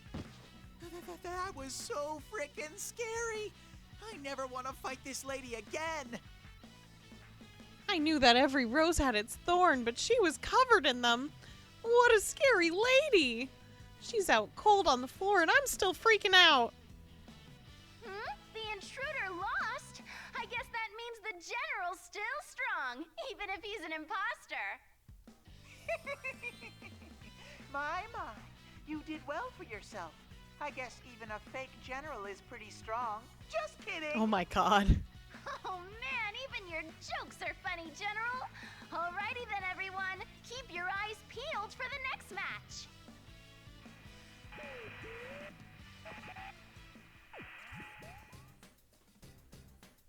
That's it. I've had it with that faker. I'm so jealous that he gets to have Risa-chan joke around with him. Usually Yosuke no-sells my jokes and Risa-chan hardly ever responds to them. That's not the only mean thing about Risa-chan. If she just used her persona to look around, she should easily be able to tell that the teddy next to her isn't the adorably genuine article. So why are they so friendly and... Why is Rise-chan talking to us over that PA system thingy? Usually Rise-chan just sends her voice directly into our heads. Something seems strange. Out of the corner of my eye, I see Miss President come out from behind the invisible wall where she had taken cover during the battle. Is it okay to come out now? That looked like one hell of a fight. My lovely Miss President. It's all right now. I totally won the battle. Even an unsurpassed beauty like her is no match for Teddy. Ah! This isn't good. The pretty lady looks like she's already about to wake up. I beat her a second ago, but I get the feeling that I'd get creamed in a rematch. In which case... Miss President, I say we ditch this joint. Huh? What? We're just gonna run from... Oh, there's no time to explain. I grab Miss President's hand and away we go. Then again, running away because I'm scared is no way for a simp to behave, so I can't tell her that. I make a full throttle dash down the hallway. But then I realize something. Wasn't there that invisible wall blocking my way earlier? Am I gonna slam into it again so the pretty lady catches up to get her revenge? That sounds so scary as it is painful, but I don't want to wait here for her to recover. Please let this work. I squeeze my eyes shut and run on through. It didn't hurt. What a nice surprise. My furry feet lightly skip across the path that was blocked before. What could this mean? Wait, Labrys. The executioner's coming! It's good that I can pass through, but on the other hand, that means she can too. Feet don't fail me now. Wait a second. Halfway down the hall, around where I got stuck, the executioner lady hit something in midair, just like I did. She doesn't come any closer to us than that. Did she get stuck on an invisible wall? But why? I didn't get stuck this time, right? Well, fine with me. What's important is that we got away from the scary lady. Gotta keep going. What a disaster. Now there are adults here who don't even go to this school. I don't need this headache. Not only can't I stop this madness, all this stuff about personas is making an even bigger mess. What am I supposed to do? It's true that there are still a lot of unanswered questions. Miss President was probably dropped into a TV, so of course she wouldn't know about personas and stuff. But what about the red cape guy I met first and that brunette bombshell? Who are they? And what's this Lapras thing? Is that Miss President's name? It sounds pretty foreign. She didn't seem like she liked being called that. Well, anyway, if a cutie like her is worried, then it's time for her simp to step up. I gotta do something to help. There's no need to be scared, Miss President. Things look rough right now, but I'm sure everything will work out in the end. You're a real glass half full guy. Where do you get all that confidence? Nothing's going right. I mean, you've been dragged into this too. I'm just here because I want to be with you. You're trying too hard to do everything on your own. You need to think of me as a friend and let me do some of the work. A friend? That's right. No matter how hard she tries to solve it, she can't do everything on her own. We only solved last year's case because we had everyone working together. It's the same right now. Rise-chan is acting weird and everyone else is fooled by that fake Teddy. But if I get to explain things in person, I'm sure they'll believe me. Miss President's worries will melt away too when she meets the gang. At least I think so, but... We haven't met any of my friends so far, have we? Sensei! Yosuke! Hello? As I call out to them, hoping someone will hear me, I hear a cute laugh from behind me. Oh, did that tickle Miss President's fancy? Thanks. I'm glad you're with me. Huh? What did you say? That I'm super reliable and amazing in a pinch? I didn't say that at all. That I'm such a handsome boy you get flustered just by looking at me? That ain't what I said either. Ah, this is what I was hoping for. The bliss of someone taking digs at my jokes. Things are looking up for me. I feel like my sweet life as newlyweds with Miss President will be a smashing success. Miss President! Just as I'm about to coax a kiss out of Miss President to seal the deal, I see a crowd outside the window. Could someone besides me be fighting it out too? Oh yeah, that P1 Grand Prix thing is still going on. That means... Whoa! That's Chie-chan and Yuki-chan! I rush over to the window to see for myself with my great big teddy bear eyes. Yup, that's Chie-chan and Yuki-chan all right. Huh? If they're in the Grand Prix, were they going along with the fake Teddy's plan from the beginning? Was I the only one left out of the loop? That can't be. Isn't there something weird here? You were all signed up for this tournament, right? Well, I was left out of the loop, but I think they're having fun. I don't know. Those two look so sad to me. Now that she mentions it, Chie-chan and Yuki-chan both look like they'd rather be doing something else. I get the feeling watching them that they hope it ends soon. But never mind that. Both of them just brought out their personas like BAM! If they go that far, it's not fun and games anymore. Someone's gonna get hurt. This doesn't make any sense. Isn't the P1 Grand Prix good, clean fun for all? The Culture Festival and the booths at the shrine were more fun than this. This is wrong. Why is it like this? First I get beat up by that red cape guy, then almost executed by that lady. It's all so scary. But everyone's been going up against friends? Looking at Chie-chan and Yuki-chan's faces, they seem like they're being forced to do this. They're not happy about it at all. If I had to do something like that, ugh, just thinking about it makes me hurt inside. It makes me want to cry. Festivals are fun, huh? That's right. Didn't you take part in the Culture Festival? I entered the cross-dressing pageant and totally won the whole thing. Really? That happened? Why did Miss President look away? Did she not have fun at the Culture Festival? Maybe she didn't go to the festival at the shrine. Why does she look so sad? It must be because of this miserable event. And that gives me an idea. Enough's enough! This is one sorry excuse for a festival. We must hurry to the announcement room, defeat the fake Teddy, and put an end to this tournament. Come on, Miss President, cheer up! Left, right, left, and trot! What's that supposed to mean? You're right, though. I'm the student council president of this school. This ain't no time for me to mope. All right, then? Let's get moving. I pump my paw energetically in response. We're gonna put an end to this Grand Prix right now.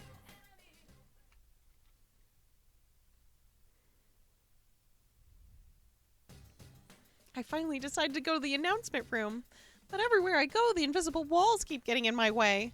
And on top of that, I'm trapped again. I don't know what to do. What am I supposed to do? But I think I've kind of figured something out.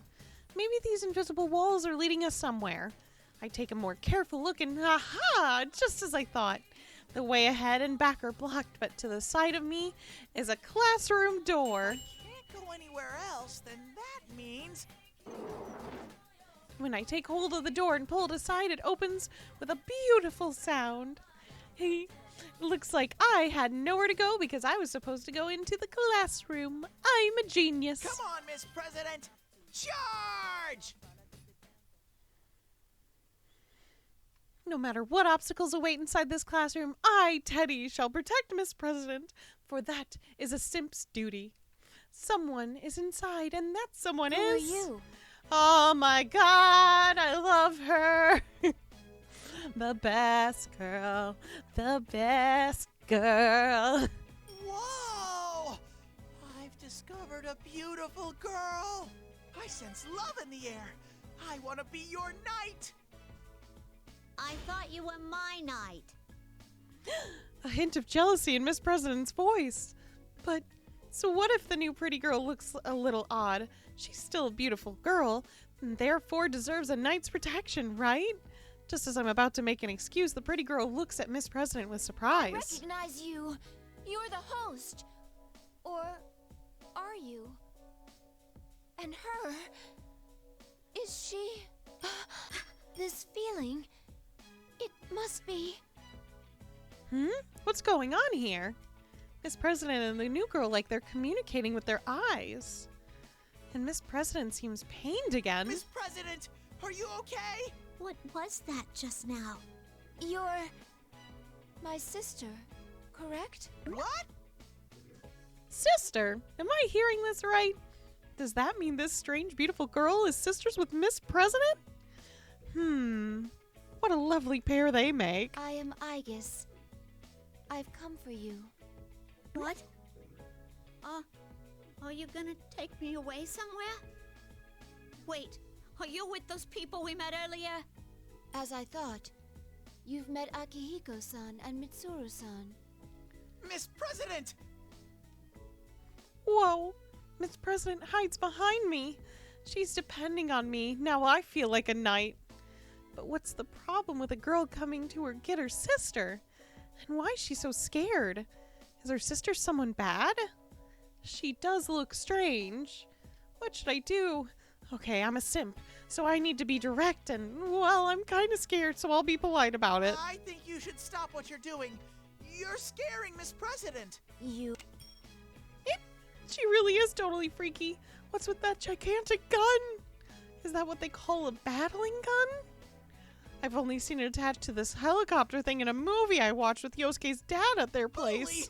Now wait a second here. It's dangerous pointing that stuff at people. It seems we can understand each other. Release my sister at once. I am told that you are not the host, but your readings are extremely close to a shadow's.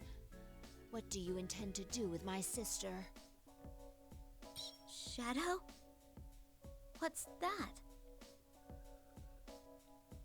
The sister's words and Miss President's shocked voice get me right in the heart. It's true.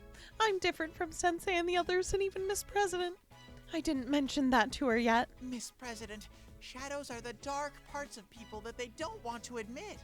They're the selfish parts of a person that they don't want anyone to see, or pretended not to notice because they were so nasty. Pretending not to notice.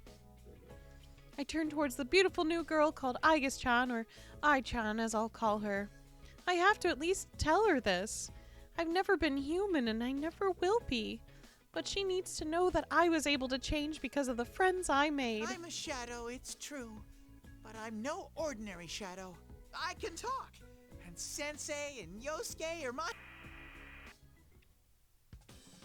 Sheesh, enough blabbering! Make with the fighting already! It's no use trying to explain yourself.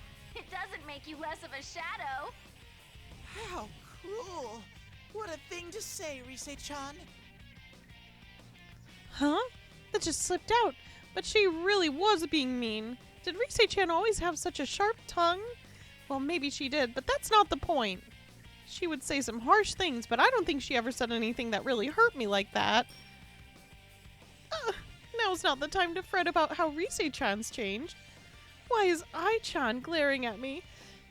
Is this some kind of stare down?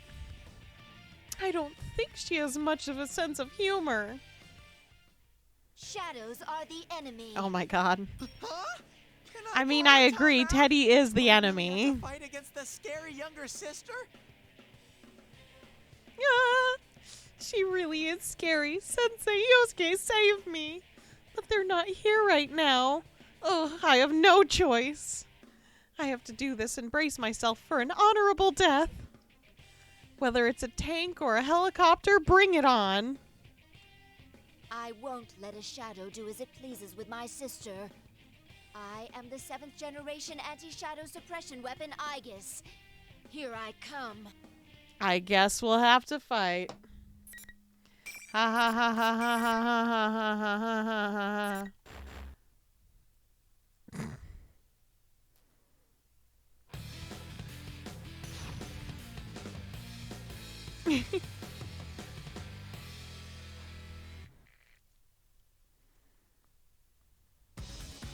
Final. Fight. Damage! Severe heavy damage! Damage! Severe heavy damage! Some damage sustained. Persona Athena! I saw it going! Severe impact! Severe impact! Severe impact! No! Severe impact! No! No! Light damage!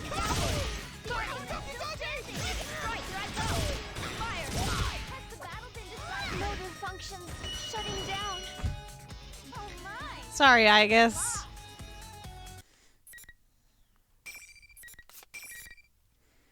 It was very mean of me to do that. It's strong. Ai-chan falls to her knees as Rise-chan squeals with delight. Good job, Teddy! Well done! He's got a point there. He really is no ordinary shadow. Why, he's almost as handsome as I am. We're looking forward to seeing you play an active role from here on out. Adieu!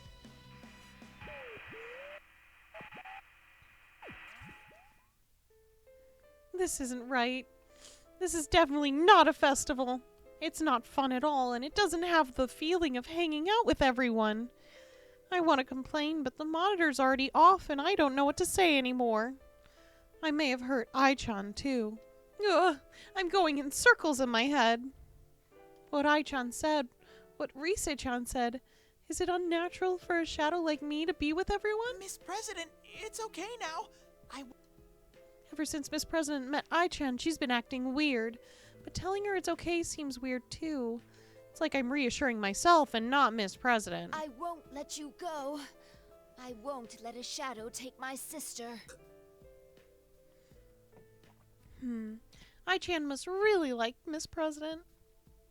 I don't know anything about Ai-chan, and she doesn't know anything about me. So to her, I'm just an ordinary shadow. I'm Miss President's simp, but she doesn't know about that. I can't blame Ai-chan for thinking about me. I'm sorry, but I still want to protect Miss President. Sure, I'm a shadow, but I'll try my best to help you understand one day, too. Protect? Ai-chan's hard expression lightens with surprise. It seems like she understands a little better now. Did I get through to her a little at least? Then it's time to tell her more. To tell the truth, I didn't want to fight you, Ai-chan. Ai-chan? Your name is Aegis-chan, right? If I shorten it, it'll be Ai-chan. It's been a while since I've been called by that nickname. How strange. You are a shadow, but I can sense kindness in your words. Can I trust you when you say you do not intend to hurt my sister? Of course! Yeah, even though I'm a shadow, I'd never hurt anyone. I'll put a stop to this Grand Prix. Just watch me. Let's move on, Miss President! Oh, okay. I take Miss President, who finally seems cheered up a little, and leave the classroom. Hai-chan doesn't say anything and doesn't come after us. She probably understood, right? Yeah, that must be it. Off we go, marching towards the announcement room. We go on for a while, but Miss President suddenly stops. I turn around to ask what's up, and I see a troubled look on her face. I lead her into a nearby room so we can take a break, and I wait there while she searches for the right words to break the ice. Finally, she speaks up. Hey, what are you really? You're not just an ordinary person in a costume. She said something about a shadow. Yeah, I knew this was coming. I'm ready for it. I nod enthusiastically to Miss President. It's all true! I won't look away from what I am! Isn't it hard accepting something like that? Well, even if I didn't, that wouldn't change anything. Yep, I'm not human. It's a little sad to admit that, though. Woo! I decided during last year's case to never hide my feelings from things, but that can be kind of painful in practice. I'm not human. I'm different from everyone else. I was just an ordinary shadow back then, and there was nothing underneath my fur. But after I met everyone, I changed. I grew something inside me. Happy Pride Month? Inside? Here, Miss President, take a good look.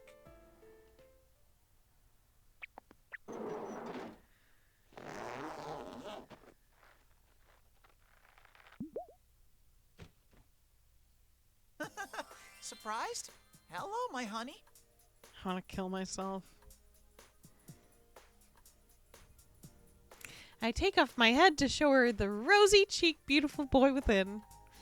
As I expected, Miss President stares goggle-eyed. Whoa! How'd you get inside there? And you look pretty human to me. Yep, I became a man of substance. But You have a question? there really was nothing in there in the beginning? Does that mean you were an empty costume walking around? No. Oh, the painful memories. Empty, that's right. I was empty. It's all true, but hearing it now gets me down in the dumps for some reason. Maybe what I gained this past year was just that good for me. Don't be so sad. You do look weird, but I believe you. Aw, you're such a nice girl, Miss President. I hate this. Anyway, just trust me on this. I will always be your friend. You, Sensei, Yosuke, I really like all of you guys. I don't want anything to happen to any of you. Sensei and Yosuke, huh? You must have really got along famously with them. It's so strange. You're not human, but you have human friends, and you're trying to protect humans? Whether I'm a bear, a shadow, or a beautiful boy, everyone says they like me. And I like everyone. So what does it matter? Even if you're not like the others? Not like the others. But that's not a bad thing at all. I get ready to answer with a big smile. Even then, there's only one Teddy, and I'm the best there is at being me. I still don't really understand. I can't be so optimistic like you. I thought it was a pretty good line. What doesn't she understand about it? She's looking at the floor again, all quiet. Miss President, what's the matter? Do you like the fluffy me better? Miss President just shakes her head ambiguously and doesn't answer. Is she so surprised by my pretty face that she's embarrassed now? A simp that protects a princess should be cool, but I'm the best because I'm willing to be a clown too. I put on my head and boom, I'm back to my original adorable look. Hey, Miss President? Miss President finally turns my way. My heart starts pounding a bit seeing that she's about to start crying, but I give her my best smile. Miss President giggles a little at that. Cute girls like her look best when they're smiling. Please, for the love of God, people, stop telling people to smile. Let's hurry and put an end to this so we can go have fun together.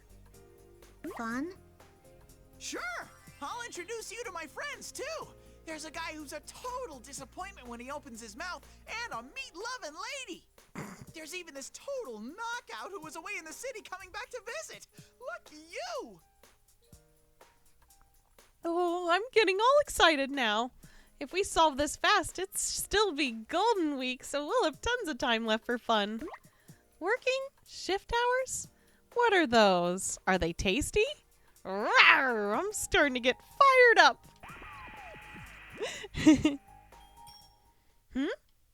Just when I was ready to Baron and to go, and Baron, ready and Baron, oh.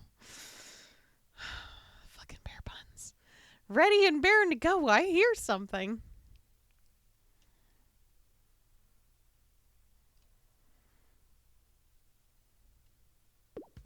Urgh. I knew it would be that fake Teddy again. How dare he clap his ass like it's no big deal. That awful smirk on my adorable mouth just makes me madder. You were a great help in getting rid of those troublemakers. Happy Looks Pride like even Month. A bear can be useful in the hands of a clever man. Troublemakers? Who's he talking about? There were 3 people here that we weren't expecting. You don't need to know the details. They had no place here at a school anyway. Everything's so much better now that they're gone. What a mean thing to say. His shallow fake cuteness can't cover up how terrible that Well was. then, I accept you as an official challenger in the P1 Grand Prix. I don't need no acceptance. Your Grand Prix thing isn't fun at all. You obviously don't understand what a festival is supposed to be like. People are supposed to have fun at festivals. All this talk about them having no place here at school. Who does he think he is? What's even more annoying is that the fake Teddy doesn't even care how mad I am. He just keeps talking. Don't jumping to conclusions, though. Whoever said the Grand Prix was supposed to be fun, I need to see you suffer too. Now, bring out the next opponent! Suddenly a big cloud of smoke comes up. I can't see anything, not even the nose in front of my face. When it clears up a little, what I can see is a thin young person in a uniform. Oh, I know who that is. Naruto! Whee! The ace detective. It's all right, Miss President. Now-chan is a friend of mine.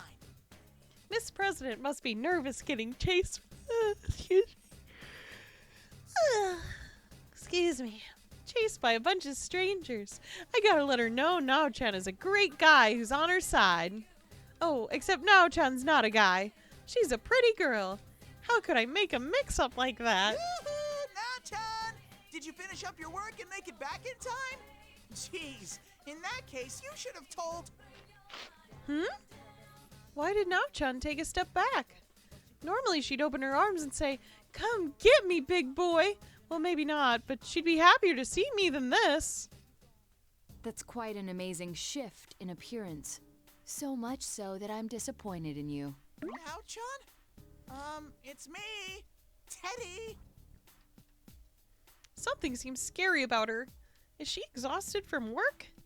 So I say hi to her like normal, but that seems like it just puts her in a worse mood.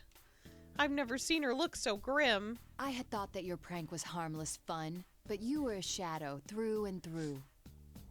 A shadow? It's because I'm a shadow? That's why she's looking at me like that? You took advantage of people's innocent desires to better themselves and dragged them into this tawdry tournament. It's almost impressive in its way that you could stoop so low as to make friends fight one another with that silly grin on your face. Did you think you could become a different person just by putting on a hat and a cape? You didn't even attempt to disguise your voice or mannerisms. You betrayed us. Why are you saying all this? I would never do those things! People have been known to change when you haven't seen them for a while. But I forgot. You're not a person at all. This can't be. Is this how Nao-chan thought of me? No way. Nao-chan understands me, right? I muster up my courage and look up at her face. But she's not smiling at all. Now-chan, what's happened to you? The Now-chan I know would never say such cruel things. No, I don't want to hear this from you. I don't want to hear anything from a shadow like you. In fact, I would prefer if you remained silent. And then Now-chan pulls out a gun! Out the gun she uses to fight! Is Now-chan really seriously going to get rid of me because I'm a shadow? Yes. Finally! Yes!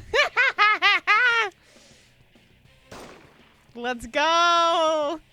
Let's go, Murder Squad, let's go! She's serious as ever. Is she actually going to eliminate me? Sure, I wouldn't mind getting beaten up by a cute girl, but I'm Miss President Simp right now. I feel like I could cry, but I can't stand here and let myself get eliminated. Now, let's get this fight between friends underway. I'm already on the verge of tears, and Rise-chan is just making it worse.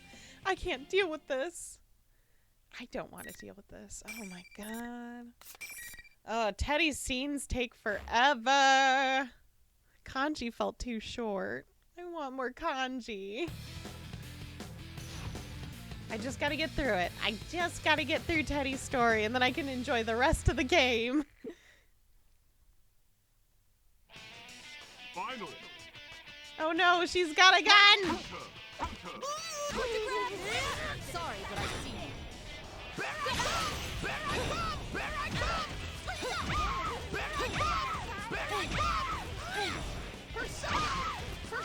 Damn, her scream is rough.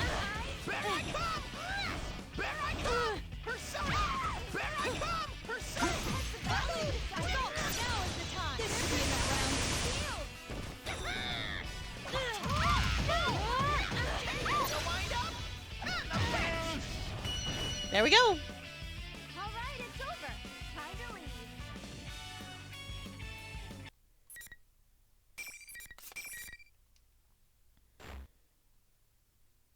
Right? Awesome! Thrilling! What a great match! Okay, you've got a short break until your next match. Rest up so you can wow the crowd with your skills later. The general can say whatever he wants, but none of it reaches my fur ears. My heart's at the bottom of a deep, dark well. I won, but it feels so hollow. Why? Why won't anyone believe good old, trusty, adorable Teddy? Rise-chan, Now-chan, and I went through good times and tough times together. We were all friends. Why would they say that? Thinking about that makes me feel even emptier. That's right. In other words... Everything about this tournament is unbearable! Are you depressed or goofing around? Pick one. So cold. Now-chan's normally so nice. I mean, wow. I can't believe she tore me apart like that. How do you mean? You two were just talking to yourselves. What? Talking to ourselves? Huh? What is Miss President saying? Now-chan took me apart with her usual logic every time I said anything. Aw, crud. If I keep thinking about it, these big teddy bear eyes of mine are gonna be like leaky faucets. That's the enemy's special power. I rub my eyes to make it look less like I'm crying as Now-chan gets back to her feet. I want to rush over and make sure she's not hurt, but I'm a shadow, so... Seeing me stop myself, Now-chan speaks up uneasily. It seems to be capable of interfering with our cognition. What we're saying becomes warped in the listener's ears. Though we bear each other no ill will, our speech sounds abusive. Our cognition? Abusive? I don't think I know what she means, but there is something I pieced together. If I'm right... You don't hate me? Perish the thought. You're a precious friend of mine. I'll always like you. Oh, bad choice, Naoto. Oh, that gentle Nao-chan smile. There we go. That's the Nao-chan I know so well. Bad choice, Nao. Nao-chan! Whoa! I can't hold back my overflowing passion anymore and dive right into to Now-chan's possum. To my surprise, her arms wrap around me. I might get away with this. Teddy, that tickles. Hey, stop nuzzling your head against me. Now-chan, I'm against girls binding their breasts like this.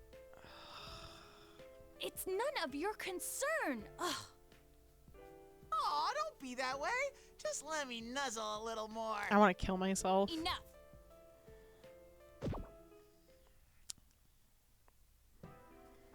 Maybe I got a little carried away, and I was so close.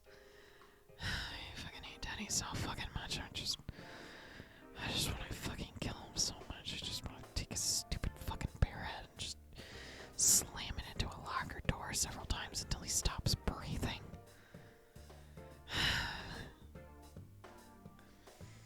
As Now-chan fixes her clothing, she turns towards Miss President, who was watching us get all lovey-dovey. Excuse me for not introducing myself. It's nice to meet you. I'm Naoto Shiragane, a private detective.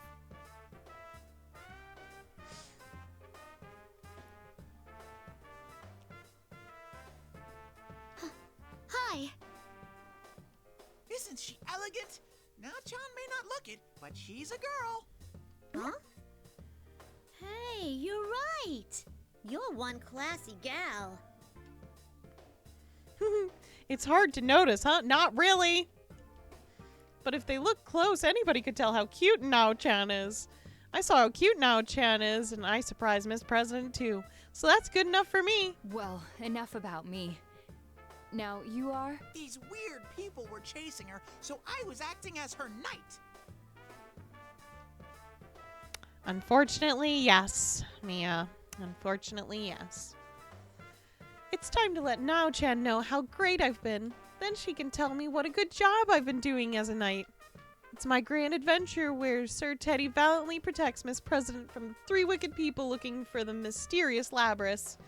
But I only get as far as the pretty lady you mentioned, Kirijo, when Now-chan asked me to talk more about her. Oh, is Now-chan interested in my story? The fake Teddy was really worked up about those 3 for some reason.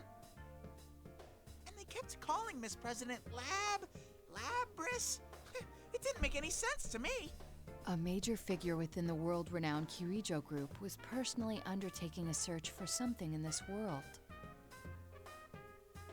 A world-renowned major figure? She seemed surprised for some reason. Between Junez and that, I wonder which is higher up. I didn't even have to think about that one. I'm pretty sensitive to stuff like that, after all. I mean, between a complete disappointment and a beautiful lady, if I line the 2 of them up, it's obvious which Dawn is higher ranking. I'm finished telling my side of the story, so now it's Now-chan's turn. Why is she in this world? She said she was too busy with work. My Teddy senses tell me it has to do with these 3 strange people. So I guess you're looking for this Labrys too? A reasonable guess, but incorrect. I was investigating Kirijo-san for other reasons. Ooh, spicy.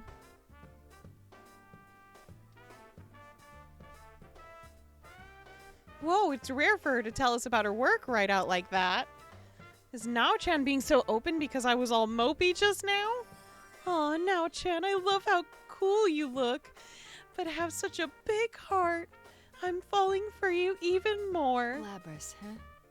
Is there anything else you can relate, Teddy and... Now-chan trails off there. It's even rarer for Now-chan with her keen mind and insight to stop in the middle of a conversation. What does this mean? She was looking right at me when she stopped talking. Oh, Now-chan, you sly devil. Oh. What's that look about? I mean, your smoldering gaze was so intense. That face. Ah, the usual misunderstanding then. So, what's her name? Name? Miss President's name? Teddy, you've been with her all this time and never asked her name? Tut tut! Even if I don't know her name, Miss President is Miss President. That's But it would make me happier to know your name. Let's hear it, Miss President. Miss President looks away awkwardly for some reason. Oh, I get it. It must be because I'm so smoking hot. But we've been together for such a long time. There's no need for her to be embarrassed now. I step even closer and look into her face again. I can see a slight blush on her cheeks and... Oh, wait, she's grimacing and about to speak. I don't remember. You don't remember? Wait, do you have amnesia? Have you forgotten your name? What a shocker! I haven't been fucking listening at all! I wasn't expecting that at all. I wonder if Nao-chan is as surprised as me. I turn around to ask, but surprisingly, or maybe not, Nao-chan is calm as ever. Yeah, I forgot Nao-chan never gets shaken. I'm curious. You don't have the power to wield a persona as we do, correct? Miss President nods. I nod too, in case the first one wasn't enough. Seeing that, Nao-chan starts to explain. She gets so excited when she lectures. It's possible that General Teddy is a shadow born from you. That fake Teddy is her shadow? But shadows usually look like the real person. When I think back to everyone's shadows last year, they all look like the original person before they went berserk. That's true, but though it may resemble you, it can't possibly be your shadow, Teddy. You were able to use your persona, and so could the others I've seen. That's why I think it's highly likely that this is her shadow, since she has no persona. I'm convinced that it's not my shadow, but I still think there's something wrong. Shadows want to do what the original person wants to do, or things that person tried to hide, so that's strange to me. Since that would mean... Does that mean Miss President wanted to be me? Yeah, no. I knew you would say that, but it still cuts like a knife. No, that's not what I meant. The general looked like that even before I met you. Though it's still not like I want to be you. What an honest answer, Miss President. That's fine. I'm the best there is at being me, after all. Ignore its appearance and think more about its role. Instead of wanting to look like me, Miss President wanted to hold this P1 Grand Prix like a general? That can't be. I want to stop this tournament. Miss President protests, but suddenly closes her mouth and looks at me.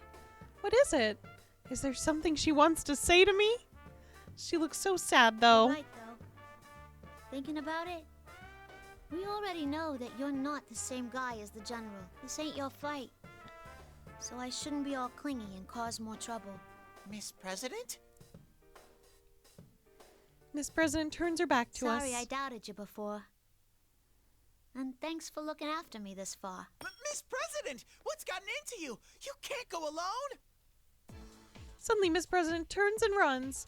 I hurry after her, but whoa, she's passing right through the walls I couldn't get through before. I forgot she could pass through those invisible walls for some reason. Excuse me. Even if I go after her, her lead's getting bigger. Oh no, I gotta catch up to her somehow. If that fake Teddy really is Miss President's shadow, she'll be in trouble. Now, Chan, we need to go rescue Miss President together. It's dangerous to face your shadow alone. I would have been in big trouble if Sensei and all my friends weren't with me when it happened. I was worried because I would be her only ally, but now I have Nao-chan for backup. I'm sure I can save Miss President with her help. She's the one who figured out who the fake Teddy really is after all. But just as I'm getting excited, Nao-chan sadly shakes her head. Why? Isn't she coming with me? Unfortunately, Teddy, there are rules to this tournament. The moment two participants meet, the area becomes sealed off with invisible walls. Only the victor may pass through them. That reminds me, the half-naked man and pretty lady didn't chase after me once the fight ended. I thought I just got lucky, but maybe it was because they were tripped up by those invisible walls. I get it now. I didn't notice that at all. Well, it's not that important, but it does mean that I have to save Miss President on my own. This could be tricky. Sure, I'm her knight and I need to save her to put things right, but I've never fought a shadow all alone before. Nao-chan's smart. Why can't she find a way to come along? Nao-chan speaks up again. There's no conclusive evidence yet, but that girl may not be human. Huh? What do you mean? And if General Teddy is her shadow, nothing could be more cruel. I thought that a weapon with a heart was only a rumor. What's she talking about? A webbing with a heart? It sounds kind of strange. But she's not joking, is she? I can see in Nao-chan's eyes that she's serious. It's a little different from a smoldering, passionate gaze. I need to listen carefully to what she's saying. Even though I don't understand, I gotta listen. Teddy, I believe you may be able to help her. Out of everyone, you understand best how she must be feeling. It's dangerous for her to be alone. Please go and find her. I still don't get it, but I think I know what she means anyway. I tighten my adorable paws into fists and make a vow. Okay, I'm Miss President's guardian knight. I'll protect... All right, I'm gonna do this, even though I am worried and kinda scared, but if only I can save her, I'd be no true man if I didn't make up my mind to do it. I wave to Nao-chan and get ready to go. Oh, I got so fired up that I almost forgot. You be careful too, okay, Nao-chan? Even though I can't stay here with you, I worry about you.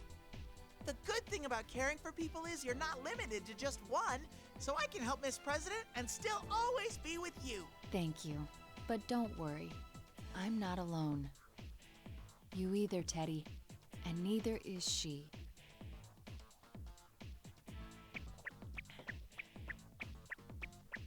I'm not alone. Nao-chan's words lit a tiny flame inside me into a huge bonfire. Nao-chan and I aren't alone, and Miss President isn't either. So I don't need to feel lonely, even if I run after her all on my own.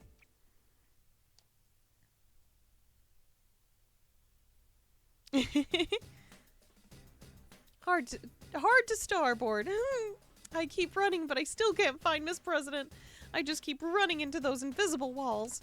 I've run into so many of them now I feel like they're my real enemy. Going face to face into one really hurts. Even if I go slow with my hands in front of me, my face hits it first. It's just how I am. I think I'm gonna cry if I run into one more. But then... Ted, here. Huh? This feels familiar. My Teddy sense is smelling something. Please, Teddy. That's Rise-chan! I'm so glad I made contact with you. Oh, but you better quiet down. Oh, right. I immediately zip my lips. My zipper is on my neck. I was making an analogy. Rise-chan, are you back to being your old self again? Do you know who I am? Because I'm not that general. Sure, I know who you are. I'm pissed about that knockoff bear using my voice, too. I'm so glad. Ever since this weird fake Teddy kidnapped me, I've been all alone. The others are fighting each other, too. Oh my. She sounded angry for a second. My sexy voice must have soothed her nerves. She sounds so teary-eyed that she must have been pretty nervous. She looks like I've got to save her, too. Sorry, Teddy. You must have heard some horrible things in my voice. Even though it wasn't Rise-chan's fault, I guess she still feels bad about it. She snaps at me sometimes, but she's nice deep down. A true man would feign ignorance at times like these. Not me, nope. Actually, it wasn't that different than usual.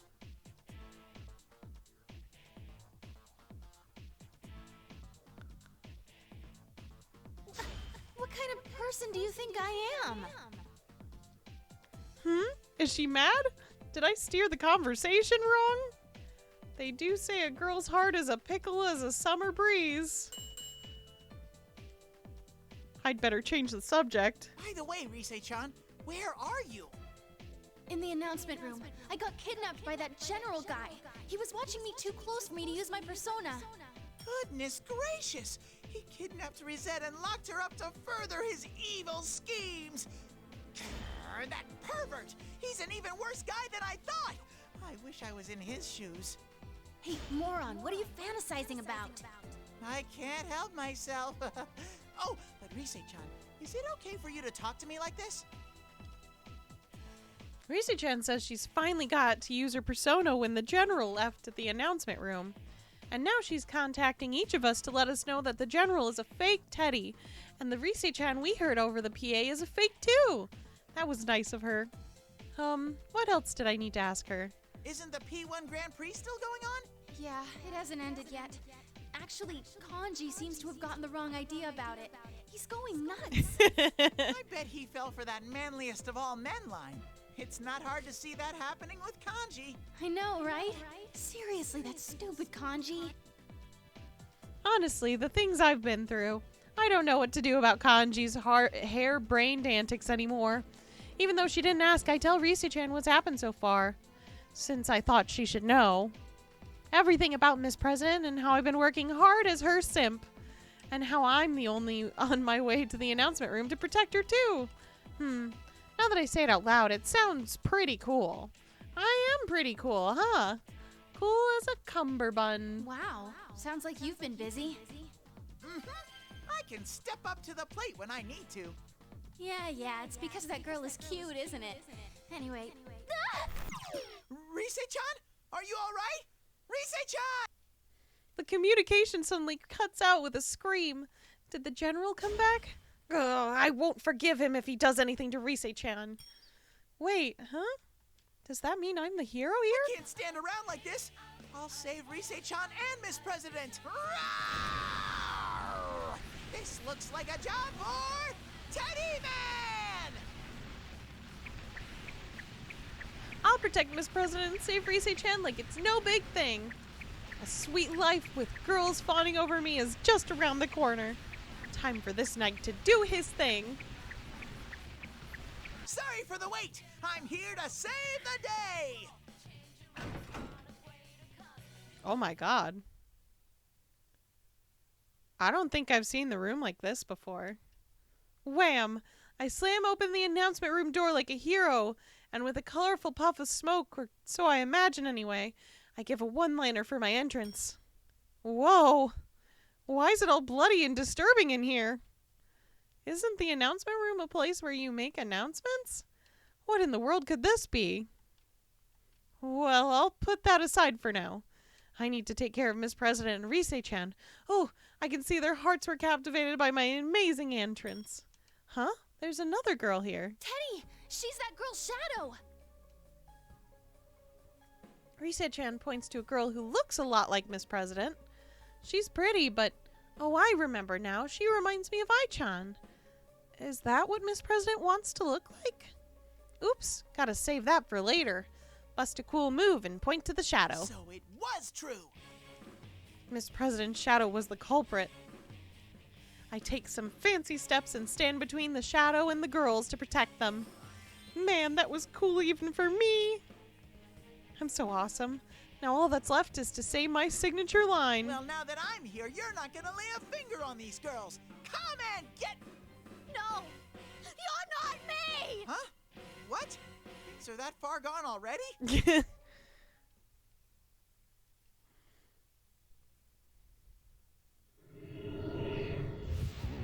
Oh, this is new. Yes! The power!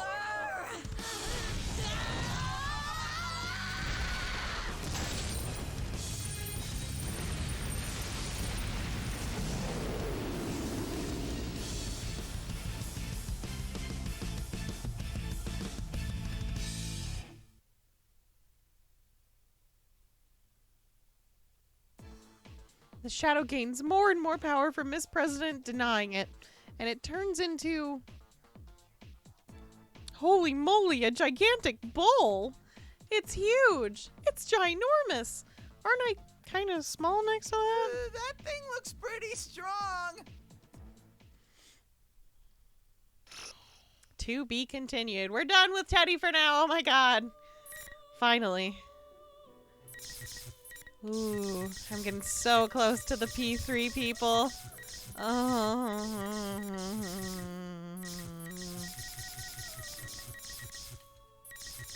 Alright. Let's go, Naoto. What follows are my impressions of the organization called the Shadow Operatives, as well as their leader, Mitsuru Kirijo. My fingers fly across the keyboard. My last case was special. I need to complete my report before I forget any important details. My name is Naoto Shirogane. I'm a detective. The Shirogane family has been working as detectives for generations.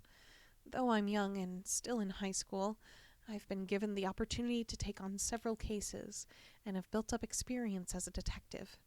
My work has earned me some trust, as every so often the police will come to me for my assistance. That's where this story begins. A sudden request from the Inaba Police Department. That was about a month ago, early April.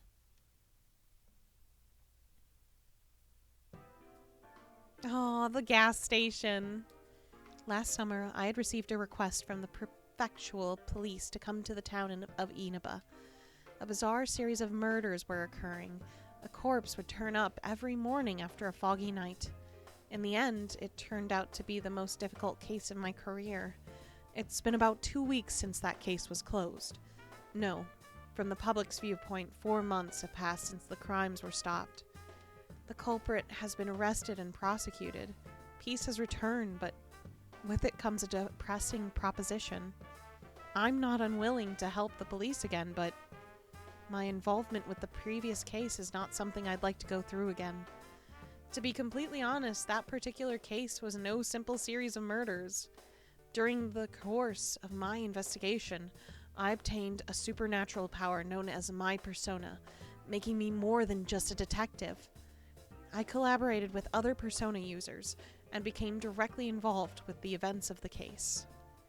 Of course, if I was to tell this to the police, it would be treated as nonsense. Worst case scenario, I would be discredited. Having to leave out those details while explaining the events of the case is more than a little nerve-wracking, and feels like lying.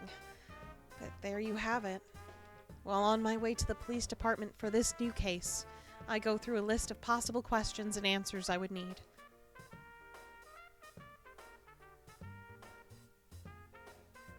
Something's different today, though. After greeting the receptionist, I'm not led to the usual dull meeting room. Instead, I'm taken to a reception area on the top floor. A leather-trimmed sofa, a curved wooden table, a nouveau rich setting. Looks like this may take some time. Jamie! Hi!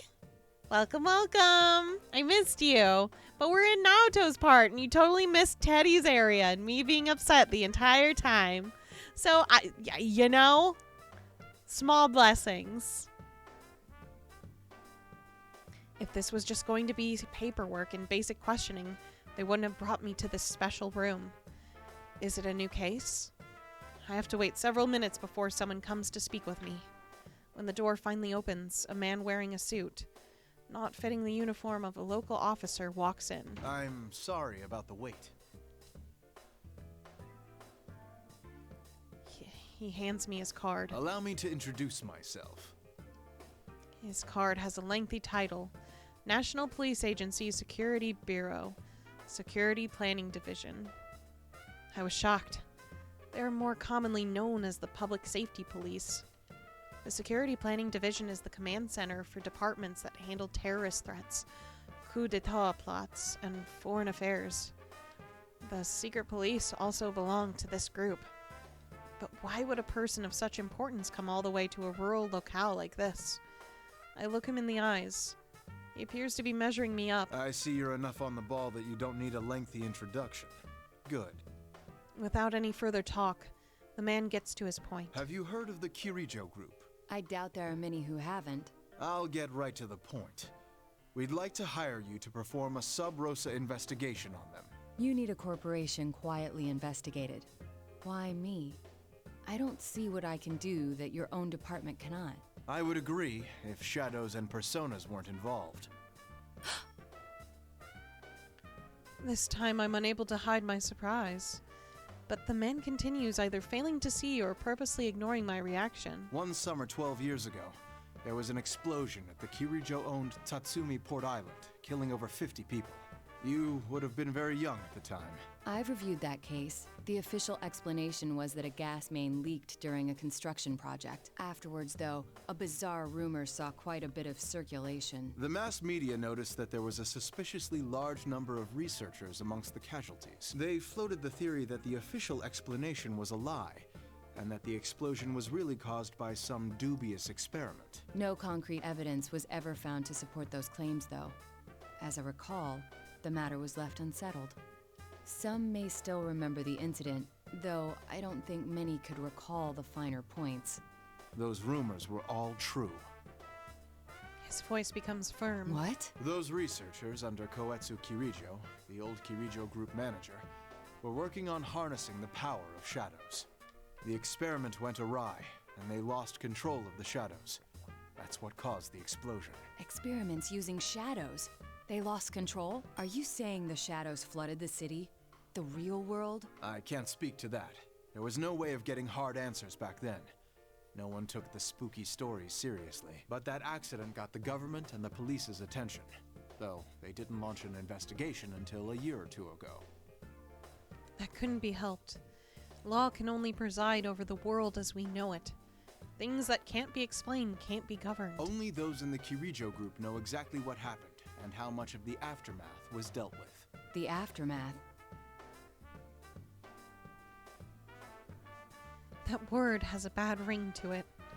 It brings to mind a cover-up of some dark secret. Their cleanup efforts continued until quite recently. They were using some method known only to them, entirely behind our backs. We think they've been conducting illegal activities in the 10 years since then, while hiding behind their cleanup efforts. And you wish for me to confirm this? Not only do you have a relationship with us, you have a persona and extensive experience in the field. We can't think of a better candidate. And since I'm not directly affiliated with the police, if I were to be caught in a trap, it wouldn't lead back to you. If that's the way you want to put it. My reply was meant to be sarcastic, but this conversation is exceptionally draining. I must applaud public safety. They know everything about anybody they choose to investigate. There's no point in trying to bargain with them. He continues, explaining differently, as if able to sense my resignation. Last year, in conjunction with the Kirijo group, we established an unofficial department in the force, nicknamed the Shadow Operatives. I see Fuka. That's Junpei. And Yukari. Huh. Who the fuck is the cowlick? I don't remember anyone having a cowlick. Not like that. There's one in a trench coat? Maybe that's Igus. Igus is probably the one in the trench coat. Oh, no, wait. That might be Igus over on the right. That's hard. It's a special unit capable of dealing with shadow-related cases. Oh, no? Okay. This is news to my ears. I mean, I thought it was Mitsuru in the middle. Oh, okay. That's a rather bold move. You went so far as to join forces with the ones you suspect of illicit activities? That's exactly why we did it. We must keep a leash on them by integrating them into the system. But the police are far behind information-wise. Officially, you are higher on the chain of command, but less so in practice. I try throwing out a theory as I begin to get a grasp on what's taking place. The man didn't so much as flinch, but he didn't give me much of an answer either. You'd need some leverage to keep your hold on them. Thus, this secret investigation. What exactly do you want me to do? That will depend on your answer. So that's their game plan. I figured as much. An organization as big as the Kirijo group is hiding the secret about shadows. Now, should I take the job or not? As a person with persona abilities, I'm naturally interested in learning how much is known about the shadows. And this job could potentially give me leverage over the government in the future. While I'm deep in thought, the man continues as if he can read my mind. If you think we're hiring you to further our organization, you're mistaken. I can't help but look up at the obvious change in his tone. Our sources say it's possible that they've been talking students from a Kirijo-owned school into doing their dirty work. They've been pleading ignorance while making ordinary kids clean up whatever messes they've left. And that we don't forgive. We're supposed to be upholding the law. We can't overlook things like this. He's surprisingly sincere. He's staring right at me, unlike before. His eyes are strong and bold. He truly doesn't want anyone innocent to suffer. Of course, this could be an act to convince me, but even then, I do agree with that opinion. All that remains is to find out Kirijo's intentions. All right. In that case, I accept. Though I don't plan on abandoning my school life here. I'll do what I can to help, but only within those limits. I would never have dictated conditions like this before. The reason I had come to this town and transferred to Yasogami High School was for my investigation, but the school life and the dear friends that I've gained have become irreplaceable to me. I would have burped. Sklizzy. It may sound childish to demand that I stay with my friends, but if they refuse to budge in that regard, that's that. However, That's fine with us. he accepts my condition, almost too easily. He then immediately begins to explain the details of the case. At the end of this month, the Kirijo group is airlifting some Kirijo has asked our help in making sure the cargo is transported safely. We'd like you to accompany them as a police observer. What do they mean, transported safely? A police escort, assurance of no public investigation if any unforeseen situation were to arise. Things like that. Of course, if anything does happen, we will hold them responsible. And what is this special cargo? It's something to do with the shadow research. They've admitted that much, but we don't know the exact details. According to our research, it's most likely something from the old ergonomics research laboratory, classified as risk level 4. In other words, even though it's sealed up tight, it's extremely dangerous. They even have a risk scale for things like this. It seems that Kirijo's research goes into a variety of different things. Also, I am so sorry, Mia. As I'm thinking, the man slides a photograph to me. It's a beautiful young lady. Her eyes show a strong will, as striking as her blazing red hair. That hair reminds me of something. I may have seen her picture while going through the documents regarding the Port Island incident. Of course, the girl in those pictures was much younger. this woman will be on that flight. Ugh. Her name is Mitsuru Kirijo. Kirijo. She's the oldest daughter of the Kirijo family, Koetsu Kirijo's granddaughter. It was he who devised the experiments 12 years ago. You should know that she's also a powerful persona user. A persona user besides us? I was suspecting something like this, but to hear it out loud is still shocking. So there are persona users other than those involved in the case last year. We believe she took the lead in gathering students 3 years ago, when she was still in high school. Mommy. We'd like you to first go to her residence and meet with her. All right. I'm sure you figured out by now, since she's a high-ranking Kirijo group official and a persona user, but she's a shadow operative. She's member number 1, the general manager. And not because she's a Kirijo, but because she has the abilities to back it up. Can you do this? If she's dirty, then this won't be easy for you. I already accepted your assignment, so I must simply make the best of it. I offer my hand. He has the firm grip of someone who's worked on the front lines of the law. A few days later, I received a message informing me that the transport is to be on the 1st of May. It's on a school day, but since I've taken the job, there's nothing I can do about it. In fact, I should be glad that this didn't overlap with the extended holiday. I haven't heard the details, but I expect to have some important arrangements during Golden Week. Arrangements to reunite with my upperclassman, Chad, who was the leader of our group during last year's incident. I keep thinking about our reunion. It's only been 2 weeks since he left, but it feels much longer. I suppose that goes to show how much I'm looking forward to it. But I'm going off track. I need to think about my new job, so I hastily pull myself together.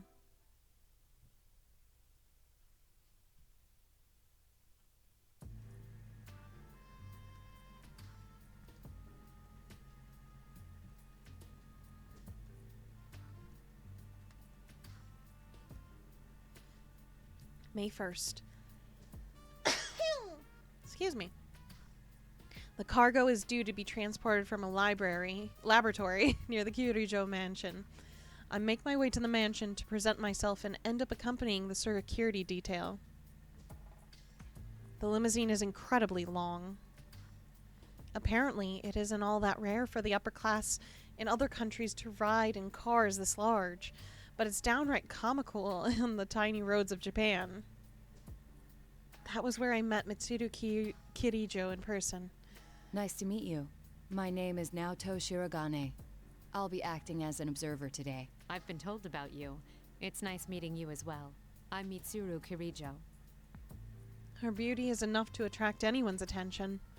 She was so much less imposing than in the picture. I didn't expect the police's observer to be so young. Does that bother you? No. I didn't mean to downplay your abilities. Forgive me. I take a look at Kirijo's son's face. Yeah, they shortened her neck. That's what they did to make Aiga's hotter. I take a look at Kirijo's son's face. She's the only daughter of the founding family, but it's been 2 years since she renounced the practice of the Kirijo group being run by the family. In other words, she's simply the CEO's daughter now, not the heir to the company. She must be used to constant stress being a female leader at such a young age. Getting people to acknowledge her must have been a struggle. I don't need to mince my words in dealing with types with her. I decide to cut to the chase. Tell me, what are the contents of your cargo? I'm ashamed to have to admit this, but since the original researchers have passed away, we don't know what's in it either. We can't allow the worst-case scenario for such an item to come to pass in the middle of a city. That's why we plan to transfer these items to a distant facility according to their indicated risk level. A natural decision. Her posture, her actions. If that was all an act, I must commend her for her ability to deal with the unexpected. But personally, my impression is that she's a trustworthy person. Before leaving, I had a chance to see the Kirijo mansion. I have to say it's surprisingly simple. It felt as though it was prioritizing function and efficiency over meaningless luxury. Perhaps a reflection of her own personality. At any rate, her intelligence and presence are proof enough of her upbringing. If she was hiding something, it would be hard to figure out. Then I'll stay near the cargo along with the police escort. I'll contact you immediately if anything happens. Yeah, right? Proper tie. Right. Proper tie for our If baby anything girl. is unclear to you, feel free to ask me. Her eyes look straight at me, and I feel like she could see through anything. Oh my god. When Akihiko showed up during the Teddy run, it was like, I don't know, it was something the way that he said, like, there you are. And it was just like, It just made me simp out. I end our conversation shortly after and quietly wait for us to arrive.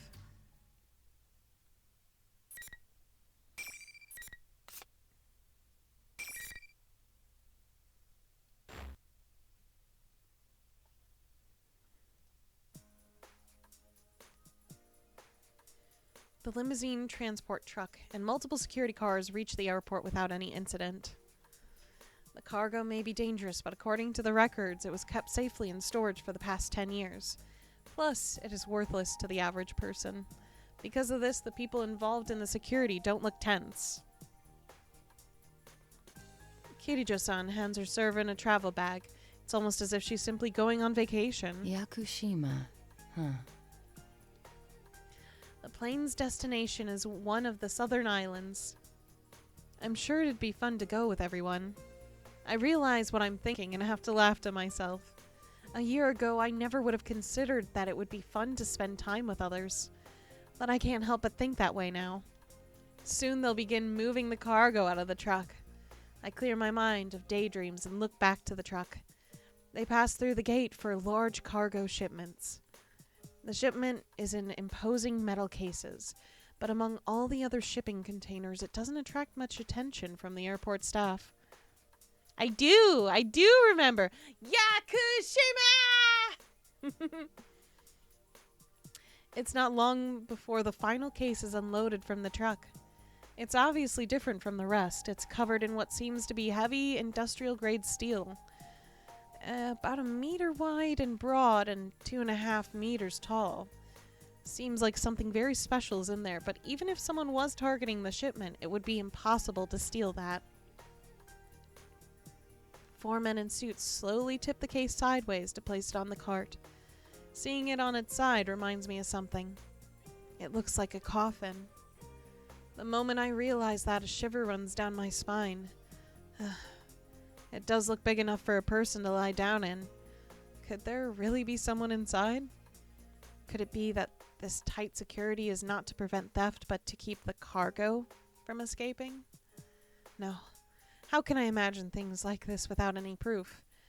I shake my head to clear it out of these pointless thoughts. Am I just shaken because I heard this has something to do with shadows? Ow, I hit my mic. Owie. Eventually, the check-in process is complete and the announcement to begin boarding echoes through the airport. I relax a little, relieved that nothing has happened up to this point. Once the plane takes off, the only thing is our way is the sky. I had put on an earpiece tuned to the police radio to keep up with the current situation. So far, nothing was out of the ordinary. Kirijo-san's group finished checking in and had boarded the plane. The cargo should be loaded soon. After I supervise that, I'll check in and... Suddenly, an urgent voice jumps onto the broadcast. Aircraft squawk code has changed to 7500. 75. I have trouble mentally shifting gears after the long period of inactivity. I never imagined I would hear that number with my own ears. 7,500? A hijacking? Is the plane I'm investigating being hijacked? That can't be a coincidence. Could this have been set up by the police or the Kirijo group? No. There's no benefit for either of them to get involved with the general public. So if that's the case... Is it the cargo they want? There really is someone after the cargo. Wait. If they're after the cargo, why hijack the plane? If they're not trying to steal the cargo, could they be after Kirijo-san? No, that doesn't feel right. Hijacking isn't an efficient method to carry out a kidnapping or an assassination. If they have the time and the resolve to pull this off, they would be far better off trying to take over the plane mid-flight. I can't figure out their objective. That's true. I do remember that, even though it has been a hot minute. Why would they do something that attracts so much attention? Attention? This is a very peculiar time to attempt a takeover of the plane. Very peculiar indeed. Hijacking before Department forfeits the biggest benefits of hijacking. But at the same time, all normal airport operations will come to a halt while everyone turns their focus to the plane in question. The airport will naturally stop loading baggage onto the plane while the hijacking goes on. It's the perfect distraction. So they are after the cargo. If that was the case, the hijacking is only a decoy. But would they really risk their lives hijacking a plane over one piece of cargo? As I think, I scan the area from my viewpoint up in the boarding area. I see a van that had been parked near the cargo area suddenly peel out. A suspicious departure at this time? I have a bad feeling about this. But the cargo was just unloaded right in front of my eyes. I didn't see anyone steal it. Hold on. The 4 men in suits with the hand cart. I don't see them. I'd lost track of them in the rush of activity after the hijack call. I grind my teeth and interrupt the radio call. This is 002, over. A suspicious vehicle is leaving the scene. Stay in pursuit. It's a large vehicle, about 2 tons. License plate...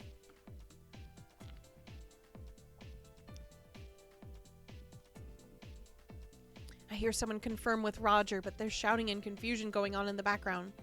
I'm unsure if my intentions have been understood. I run across the airport by myself. I need to grab hold of these people's tail, even if only to get a few hairs. Of course, there's no way I can catch a vehicle on foot, but I have a plan. I run down the escalator and bolt for the passenger pickup area at the arrival lobby. I look around outside and there it is, just as I thought. The suspicious vehicle was coming this way. The airport's road layout is a loop. After leaving the departure lobby, cars must take a turn and curve back around the arrival lobby before being able to reach the surface streets.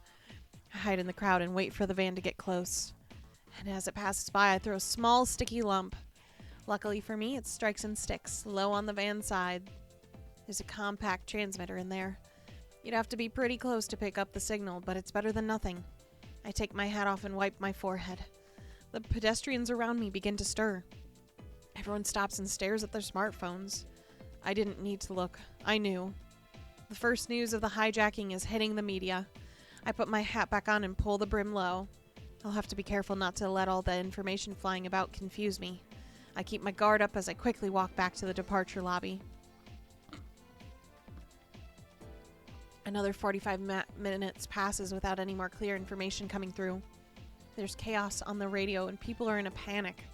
But after an hour, the confusion suddenly stops and a shocking report comes in. All personnel on scene. The suspects have been apprehended. The hijacking is over. I repeat. They dealt with it so soon? Though some passengers were ill, there were no casualties. As far as I know, the hijackers didn't even make any demands. It's hard to think that the police could have negotiated with them. But on the other hand, there's no indication that the special assault team had stormed the plane. Did the group surrender now that their decoy objective was complete? What's going on here? Just then a radio call came in directly for me. Operator to 002, over. The hijacking has been dealt with, but the transfer must be canceled. The whereabouts of one piece of cargo cannot be confirmed. All indications are that it has been stolen. Then that vehicle earlier. Are you still in pursuit? We're tracking it through the N system. Head to the guest room immediately so we can discuss our response. Looks like my call to report that suspicious van has not been a mistake. Understood.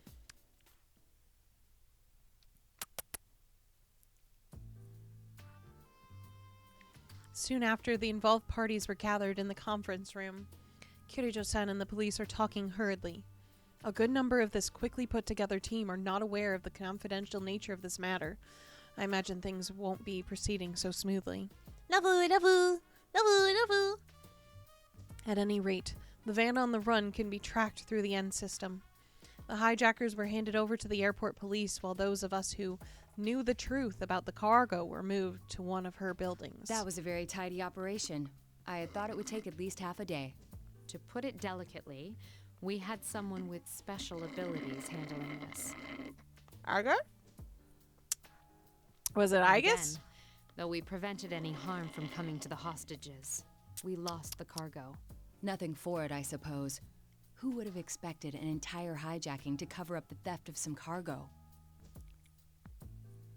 Might have been.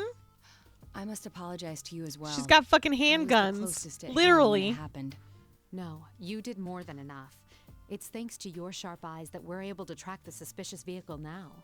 I'm impressed that you realized in all the chaos that the cargo was the true target. You even spotted their getaway truck. Thank you. Our next step should be to interrogate the suspects in custody, and sadly, it won't be that simple. Exactly. I haven't heard much yet, but it seems they're having unexpected difficulties with the interrogation. It will take some time. If they were prepared to risk their lives for this operation, I suppose they won't break so easily. We made an error in judgment. This is we so were too cool. focused on preventing the item itself from doing any damage. I love seeing Mitsuru and Naoto just talk. Something about this seems so cool to me. But since they targeted something so They're unusual, so smart. that should narrow down the suspect pool.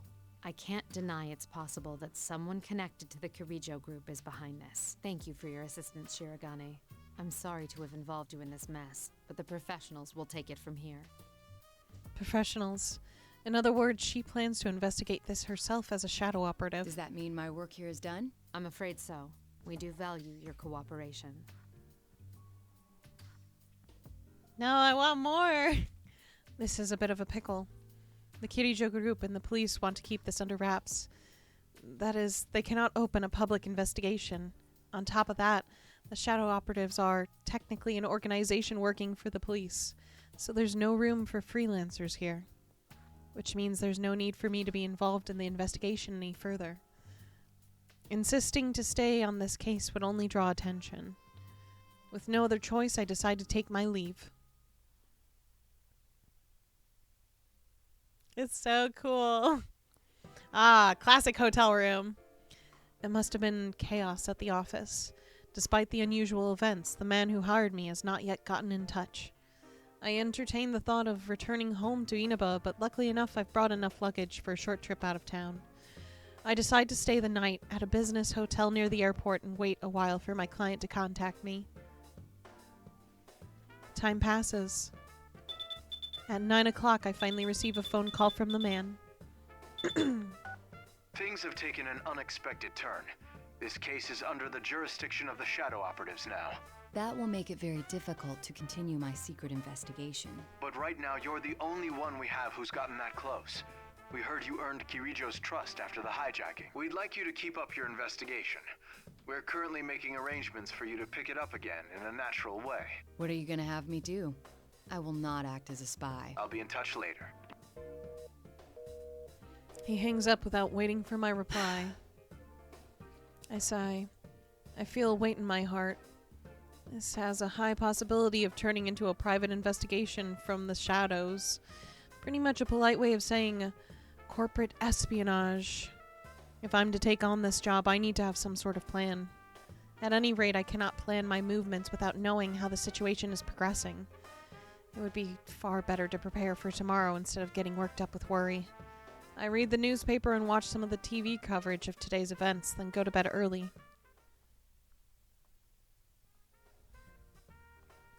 A day passes, and even by the night of May 2nd, the man has not contacted me again. It seems the police are having trouble zeroing in on the suspicious vehicle.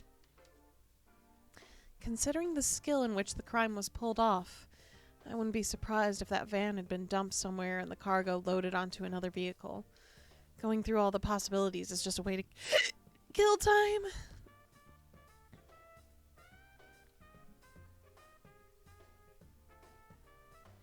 But it's the only thing I had to do. Nothing happened until the sky began to darken as the sun went down. My phone finally rang, but surprisingly the name on the screen brought a smile to my face. Yes, Shirogane speaking. Hi, Nato-kun? Oh, I'm not interrupting your work, am I? No, it's quite all right. Sorry to call so late. I wanted to at least give it one more shot about tomorrow. That's right. So much has been happening that I completely forgot the school holiday starts tomorrow. And of course, we're supposed to have our reunion with you, Senpai, when he visits from the city tomorrow. I was supposed to be able to meet up with them. I didn't imagine that I'd be stuck here for 3 days thanks to the attempted hijacking at the airport. But since I've undertaken the job, I have obligations that I can't just abandon.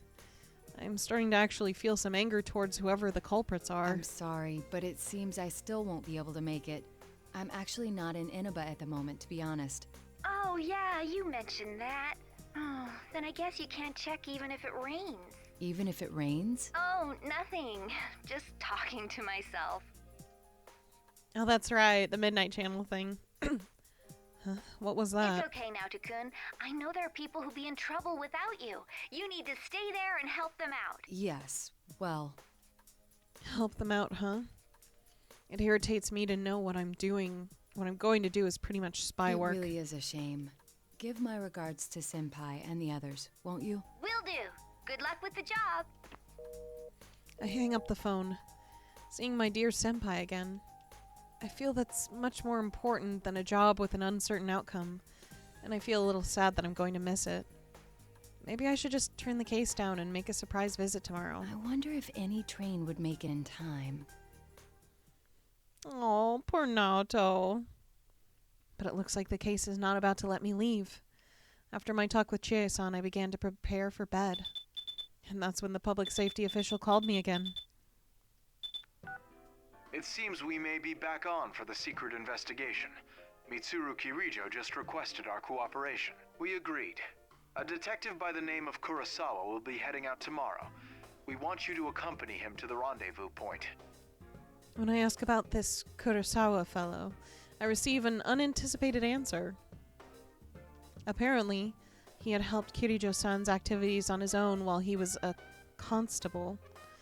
Even though his superiors don't understand what Kirijo-san was up to, he followed his own instincts and helped her to protect his town. Oh my god, do we get to see him? Is he like super old now? Normally he would be punished for this, but the situation took a 180-degree turn thanks to the establishment of the shadow operatives. His knowledge has been invaluable, and rather than being disciplined, he has been promoted to plainclothes detective. Kurosawa is willing to leak you whatever info he learns about the Kirijo group through his cooperation with them. I'm surprised he agreed to that. Hasn't he assisted Kirijo-san and her group in the past? I'm afraid that's something you'll have to ask him about, although he seems to have his own agenda. I confirm several other details before ending the call. Detective Kurosawa. If he's working with the Kirijo group, it could be something of a problem. But if they have information to leak, that means they must have located the vehicle in question. Still, considering how long it took them to find it, they may be in for a long trip. Where am I going to be sent now? I shrugged to myself. I want to see him. The next day, May 3rd, I meet with Detective Kurosawa. I expected someone who looked shadier, but the man appeared hardworking and honest. I'm Kurosawa. No art? I'm now Toshiragane. Thank you for your assistance. I've heard rumors about you, Ace No! Detective. Let's get going. Oh, what a cock tease. We make our greeting brief, and I get into Detective Kurosawa's car. Ah! Oh, what happened, dude? Oh, no. Oh. Just a second. I'm looking this bitch up.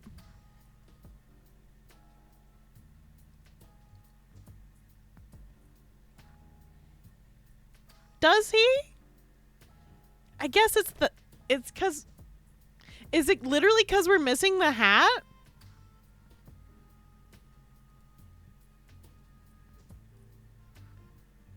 I guess so. And maybe it's just cause it's zoomed so far in.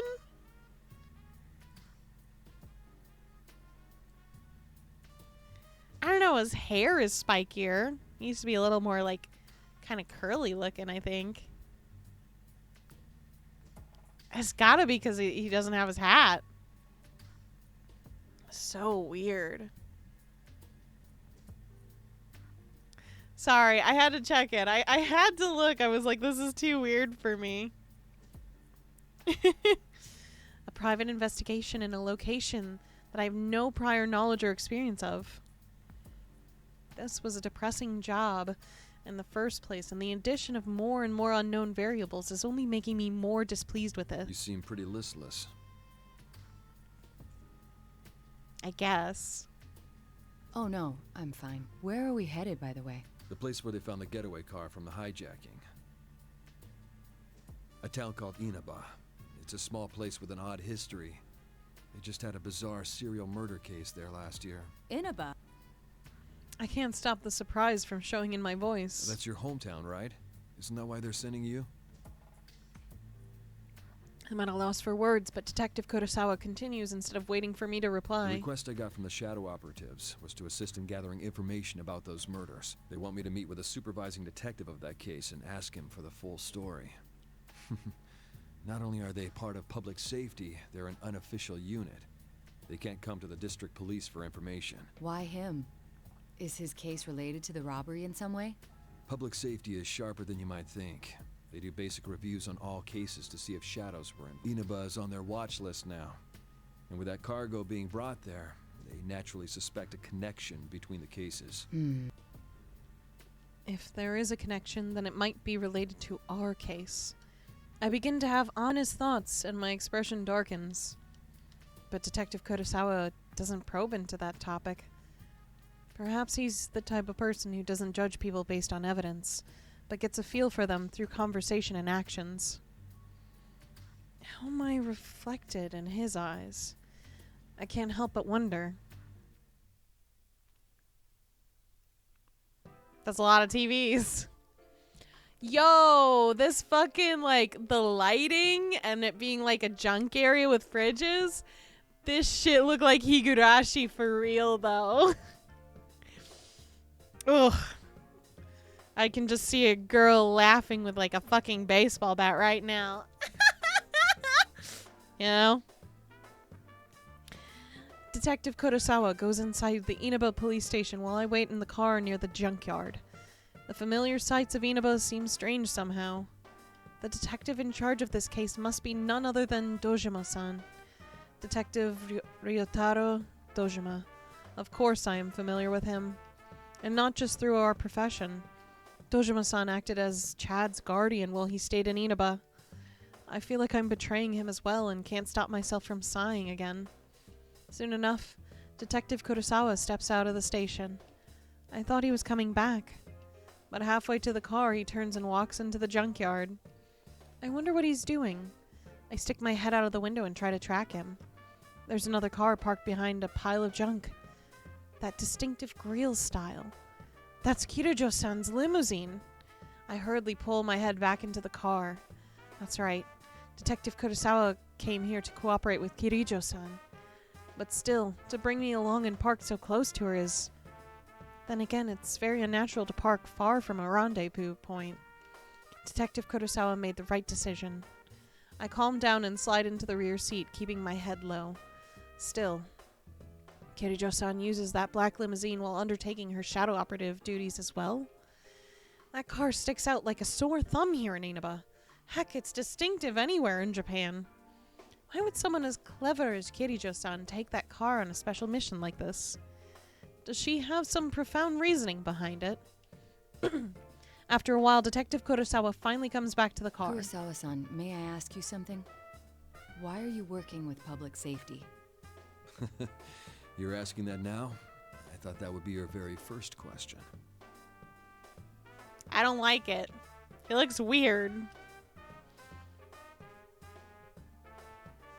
I don't like that he's like looking up. Like looking up to the left for some reason. I don't know. Something's just off about it for me. I'm just like, I don't trust this new picture.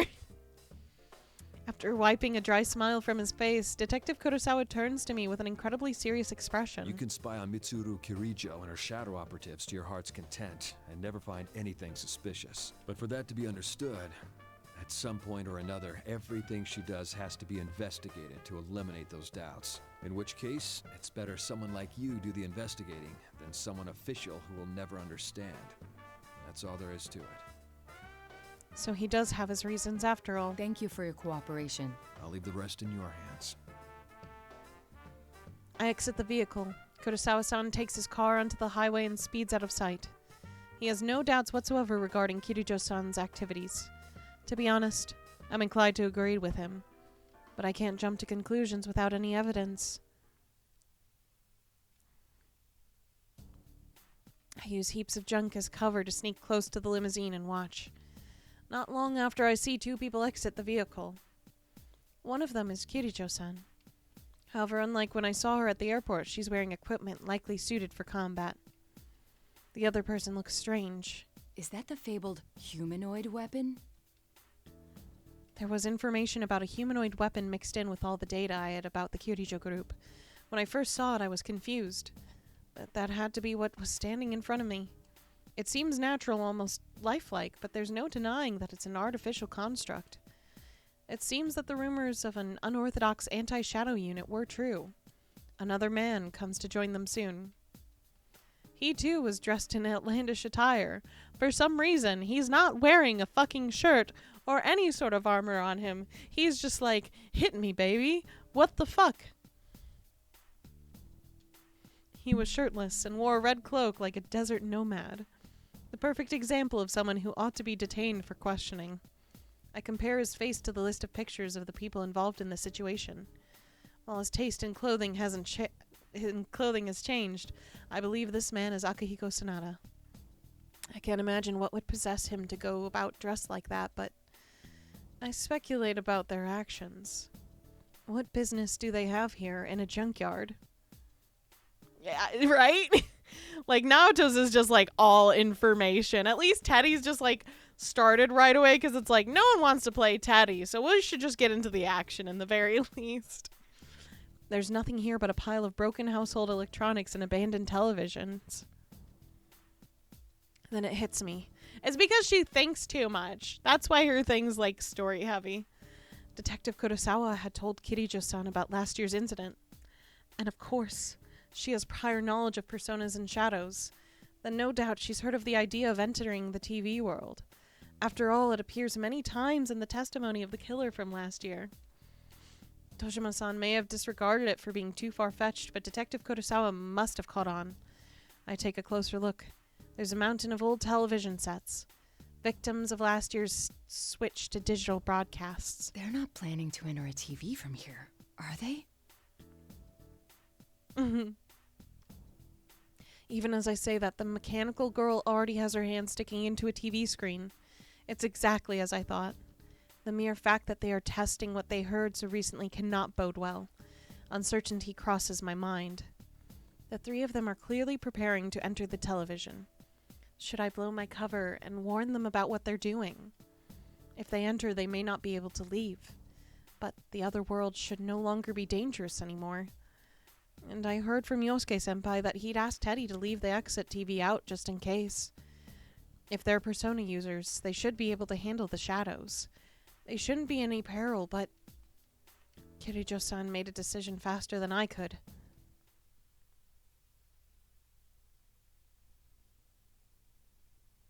Ooh, a new animation!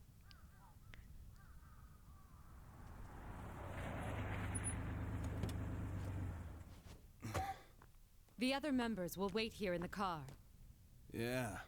If we all barge in and something happens, they'll be devastated. Now that you mention it, at least one of us should be staying behind as well. I am not staying.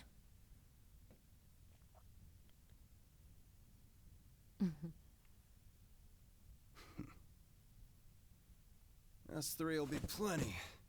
We'll end this in a flash. No problem. The same as always. Although, we have no idea what might be waiting for us on the other side. Don't get careless. Right.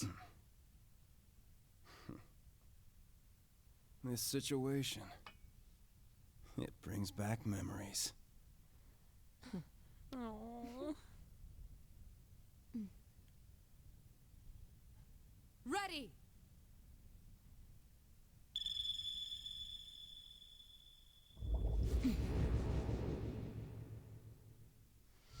I love these guys.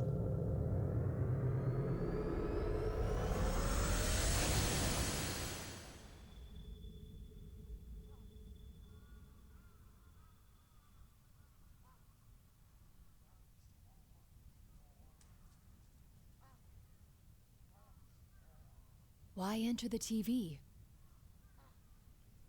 What's going on?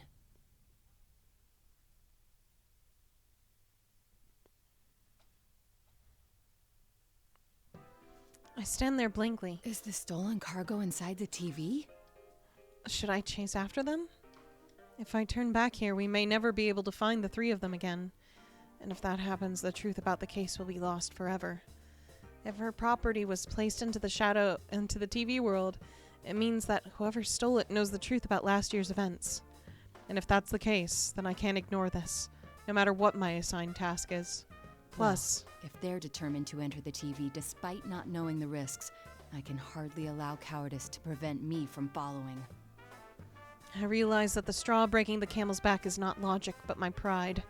I smile to myself. But my mind was made up. I stand up, look around, then step inside the same television they used. Let's go, Murder Squad, let's go! Oh my god, that was only considered scene 2? What the fuck?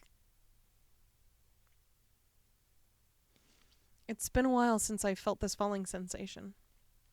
But this time, the sensation seems to continue longer than it did when I would enter a TV as part of the investigation team. Squeezy. Before I know it, the falling has ended. I take cover behind a pillar and look around for the three shadow operatives. Did I lose them? We all entered from the same television, so we should have arrived at the same place. I relax a little and take a look around. When I stand up, I notice it, but it's difficult to believe. I take a good, hard look. This is a school.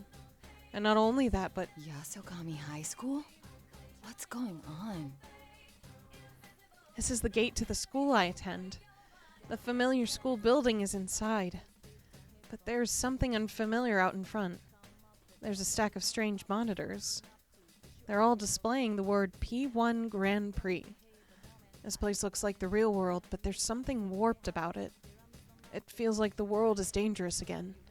Like it was while we were investigating the incident. But this world has returned to the way it was before. While I'm thinking this, students come walking out of the building. They gather together, and soon the area is filled with people. Impossible! How could there be this many people in the TV world? Suddenly the students surround me and start cheering. I see an all too familiar burst of static play across the monitors. Alright, let's do this.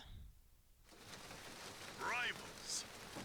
They are friends, yet powerful foes. The desperate fighting program amongst high school students. A new legend is about to start. May the manliest of all men come on down! Nobody touches his precious Nanako, the sister complex kingpin of steel, Yu Narukami! It's only natural. Wage slave in the boonies by day, hero by night, Captain Resentiment! Oh, I know. I know. Everything that bores me has gotta go. A spunky dragon with deadly This one? There we go. What? Killjoy Detective? The shock leaves me dumbfounded for a while. Plus, Chad, sister complex kingpin? Well, it's true that... No, calm down, Naoto. Calm down and analyze the situation. This otherworldly program, where real people's foibles are exaggerated to unworldly proportions. The static before the video made it very clear. This broadcast could only be the Midnight Channel. And what was this fighting tournament about? The members of the investigation team are combatants? It seemed that Teddy was acting as the host for this. All of us know that Senpai is coming back to Inaba during Golden Week. Then could this be some kind of way to welcome him back? No. Calling him a sister complex kingpin? That's not a welcome. That's a challenge. Who would publicize a negative nickname like that? Besides, whatever that reason, I can't imagine that someone would seriously want us all to fight each other. What's going on? Does it mean that the rest of them are in the TV world as well? Without warning, the sound of a microphone feedback pierces my ears. Hello, boys and girls of Yasogami. Sorry for the wait. That voice. That's Rise-san. The students go wild. On the monitors, Teddy appears to be wearing some sort of costume. I'm proud to announce the commencement of our very own P1 Grand Prix! It looks like Rise-san and Teddy are the ones running this. Do they really plan on holding a P1 Grand Prix? And now the moment you've all been waiting for, the challenger in our first battle. No worries, J-Mick. If that promotional video is correct, then are the members of the investigation team going to show up? Just as I lean forward to see what's going on, a spotlight shines directly into my face, blinding me. Naoto Shirogane! What? The students around me raise their fists in the air and shout. This is a pickle. It seems that I won't be able to chase Kirijo-san down at this rate. First the plane hijacking and now another unforeseen interruption. Come on down now, Chan! Teddy, what is the meaning of this? Didn't you watch the intro video? I only watched half of it, really. I gathered as much, but I was asking why you would do such a thing. Pitting friend against friend in battle is going too far for a joke. It's not a joke, though. I'm giving this 100%, just like I always do. Now get out there now, Chan. Show me everything you've got. You're not making any sense. Besides, there's... While I'm speaking, I see the area in front of me twist. I close my eyes at once. When I open them, I see that only certain things around me have been warped by whatever that was. The scene on the monitors, the students around me. I blink and rub my eyes, but I soon realize that my eyes aren't playing tricks on me. What the... Are these students an illusion someone is creating? With their skins missing, the students have become dark shapes that only resemble a human form. Are these shadows of some sort? Well, I do find it hard to believe that so many people could have wandered into the TV world. Even if this many people did get in here, the town would be in an uproar over the mass disappearance of so many students. It makes more sense for them to be shadows, but if that's the case, why did I see them as students? Could it be? Teddy and Rise do both have the power to interfere with other people's thoughts to a certain extent. Maybe possible for them to be projecting illusions into my mind. But that would prove that the two of them really are the hosts of this show. I decide not to jump to any conclusions for now. Even if the two of them are behind this, why would they hold a tournament and deceive me with illusions? I won't be able to figure out anything until I determine what their objective is. As I'm considering my next course of action, Teddy, or should I say General Teddy, speaks directly to me. What are you all fidgety for now, John? Do you need to powder your nose? No! Anyway, if this is not a joke, can I assume you won't easily let me go? Bingo! You have to win the fight if you want to move on. Only the one who makes it to the very end is set free. This is getting me nowhere. Talking to him isn't helping me figure out what's going on here. Well then, let's get this started. Bring out the first opponent. Another spotlight appears across from me. A person steps out of the darkness. It's been a while, Naoto. Senpai? Why are you here? I promised I'd come back during Golden Week. Don't tell me you forgot. Oh no, don't use that voice. I'm a fucking simp. No. Of course I remembered. It's just, I didn't expect to see you here. I could say the same thing. I heard you couldn't make it because of your job. Yes. Actually, I'm here on matters related to my work. It came as a surprise to me as well. Looks like you're as uninterested in socializing as always. Knight? What do you... Oh, hardy har har. Huh? What did he just say? Everyone says that though they think of you as a friend, they never get the same vibe from you. That's not true. I just happen to be busy with a case. But really, now's not... Work, work, work. I guess work's all you care about in the end. Even now, I'd say you're more concerned with your work than us.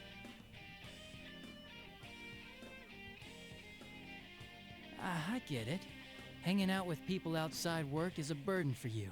It's like an invasion of your privacy. Senpai?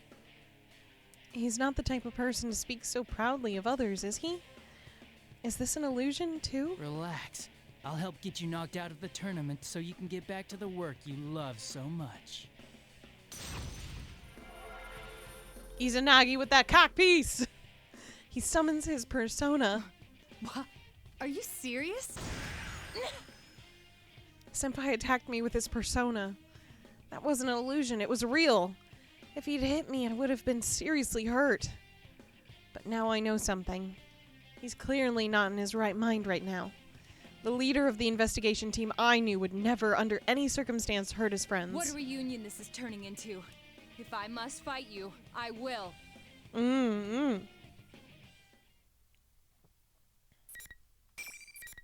Now we go. Let's get into the action. Took you long enough, Naoto.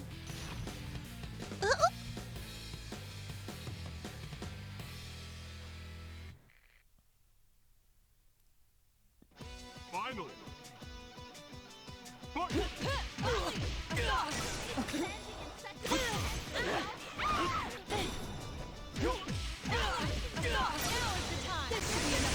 Oh. Persona. Okay. Go. Persona. I'll show you man's potential. There. Okay.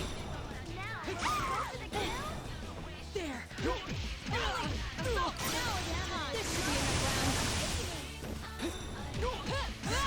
There we go. Okay.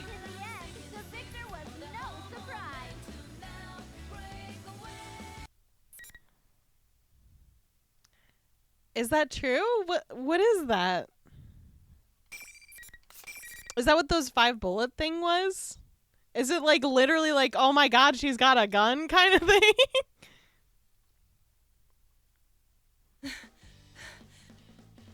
My shoulders heave as I gasp for breath. I managed to win, but Senpai was as strong as ever. Naoto, are you okay? Yes. Senpai stands up and offers me his hand as I sit on the ground. Despite the fact that he was hurt worse than I was, the look in his eyes shows that he is seriously worried about me. He's a completely different person than the person I saw before the battle. Yes, this is the person I know. Thank goodness. Huh? I mean, are you all right too, Senpai? I'm sorry for hurting you, even though the circumstances demanded it. I see. Oh, everything's fine here. You're back to the usual Naoto, I see. The usual? What's that supposed to mean? I wonder about the use of his word usual, but there are more important matters at hand. Can you tell me what's going on here? Interesting. Senpai tells me about what had happened at Inaba while I was gone. I'm at a loss for words. The Midnight Channel started to air again. The video that I saw was the promotional video for something called the P1 Grand Prix. Apparently it had been shown a few times before I just saw it. Wait, that video. It was shown all over town. No, now's not the time to let that sort of thing discourage me. According to Chad, not only did the Midnight Channel make a comeback, but several of us, Kanji-kun, Teddy, and Rise-san, have gone missing. Senpai and the others entered the TV at June's to investigate I was shocked this. to see it looking completely different than before. Indeed. But it seems, at least in part, to be an illusion. Really? In fact, the students gathered to watch our battle were not real. Oh, yeah. They did seem like shadows, but different somehow. I didn't get the sense that they were hostile, though. I thought that Rise-san and Teddy might have been illusions too, but both have gone missing. And given their persona abilities... I cut myself off. Senpai shakes his head in response. It's possible that that really was them. But we should have faith. If our enemy can use illusions, they might be victims as well. You're right. I can at least have more faith in my friends than that. I raise my head to look at Senpai, who's watching me. Our eyes meet and I hurriedly look away. Speaking of which, why are you here, Naoto? Oh my god! That's... Here's the question. It's only natural.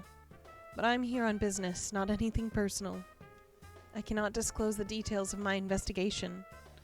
Not only are there rules, but if I spoke up, I would end up getting him involved. I have to avoid that at all costs. As I'm deciding what to say... Hey, you know, forget I asked. I'm just happy to see you again. Me too. Oh, I'm sorry. What's the matter now? I mean, well, about me being unsociable. Please understand that it's not because my work is more important than my friends. Huh? I've never thought that about you at all. I don't think any of us have. Senpai. Alrighty, time to break up your little chat. Teddy? Now-chan wins! Very impressive beating up the almighty sensei. But now it's time for you to go on. Your next opponent's already waiting. When his speech is over, the monitor shuts off. Next opponent, huh? I'd rather not continue this charade, but I have to push forward in order to get a hold of the situation. Then we should get going. You Senpai nods reassuringly. I feel a sense of relief welling up within me. I can't let my guard down, but knowing that Senpai is with me to help me face whatever lies ahead, I know I have nothing to fear. Or so I thought. Senpai is walking next to me when he suddenly stops. What the? An invisible wall? What is this? And how come you can pass through? A wall? There's nothing there. I waved my hand through the place where Senpai said he couldn't pass through, but I don't feel anything. But Senpai doesn't look like he's faking it. The monitor turns on again. Teddy's face fills the screen. Did I forget to tell you? Only the winner can move on to the next fight. No one's getting out of this school until a champion's been crowned. Only the one who fights to the very end and comes out on top can leave. So neither opponent can leave the area unless they fight each other. You go on ahead, Naoto. I'll try and find a way to catch up. Very well. Be careful, Senpai. I will. See you later.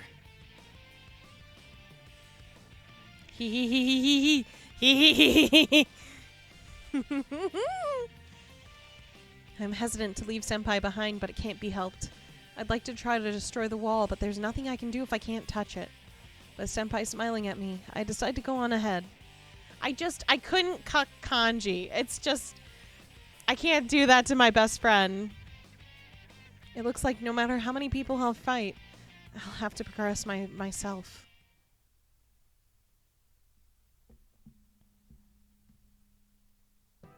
After some time walking, I run smack into something even though there's nothing there.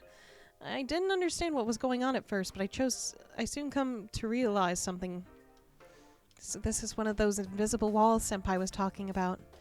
It seems that some of them won't allow anyone to pass, no matter who wins the fights. It's completely transparent. The only way to know that it's there is to feel its glass-like smoothness. I have no choice but to take a detour. But time after time, these walls kept getting in my way. I'm not choosing my path, I'm being herded. I suppose I'm following some plan laid out by whoever set this up. Thank you, Boo! After I opened the door to the gym, I saw a space cleared away for that. As I expected, General Teddy appears on the monitor. You're so slow now, Chan. Your second opponent's been waiting for you. I've said it before, but I don't intend to fight my friends. Alrighty, let's do this. Bring out the next opponent. I love them so much. Yo, how's it hanging now, dog? Oh my god, what is happening? Kanji-kun? Well, he certainly looks like Kanji-kun, but it only looks that way. Yeah, I've been thinking. The way you talk is so lame. Huh? I thought I was ready to face anyone, but this isn't a matter of being in my right mind or not. Is this an illusion? Oh, please let this one be an illusion. It's like way too uptight and goody-goody. Makes you sound so distant, you dig? Oh my god. Fucking, that was amazing line read. Goody-goody. Goody-goody. Is that so? See, that's what I'm talking about. You could have just said, oh, you think so? You think so? Ah, now you're getting it. Now I feel like I'm on your wavelength. Thanks. Then again, relatability aside, I feel like you were miles away from me to begin with. Hey, you're doing it again. What's with the Miss Manners act? I'm sorry. It's a habit of mine. Or maybe it's that you don't care about getting close to us, huh? You don't feel like you gotta bother getting to know us and stuff? Of course I don't think. Hell no, man. You never warm up to anyone because you set your standards so goddamn high. Oh dear, he's shown his true self. Is it, you know what? Are you putting on a show of not letting anyone near you because you got no confidence in yourself? Is that it? Kanji-kun. They may be false accusations, but some of those statements are hitting home. Hell no, man. I can't brush off these words and my heart Why are you aches. so nervous? Your height? Your body? That girly voice? And let me give you a little lesson in manliness. I hope you're ready for the pain out there. This is insanity. Wait a second. I didn't say any.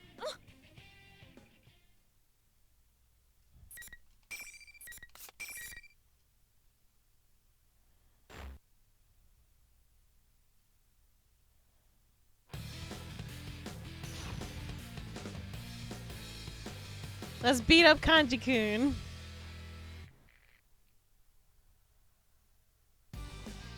Finally.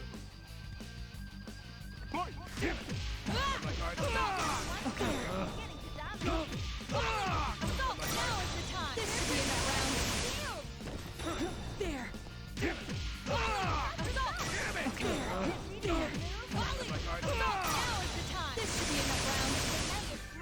Better be ready,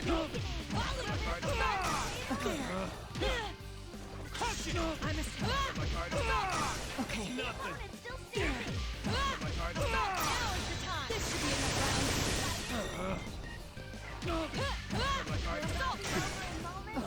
Cool. All right, it's over. Time to leave. Doo-doo-doo-doo. We're gonna save there. And I think that's gonna be it for me tonight, because we're right on the border of midnight. And I feel like if we continue on, it might take a bit just because of how introspective Naoto is. Plus, that gives me plenty of time on Friday to play a bit more with her. So, with that being said, I wanted to thank you all, love you, so much for coming by tonight. It's really nice to be back at streaming, really relaxing to do, be around you guys all over again. So I hope you guys had a great weekend. I hope you have a great night and sleep well, or morning if you're in a different time zone. Whatever time of day it is, I hope you have a great time. Know that I love you guys very, very much, and I'll see you guys next time, okay?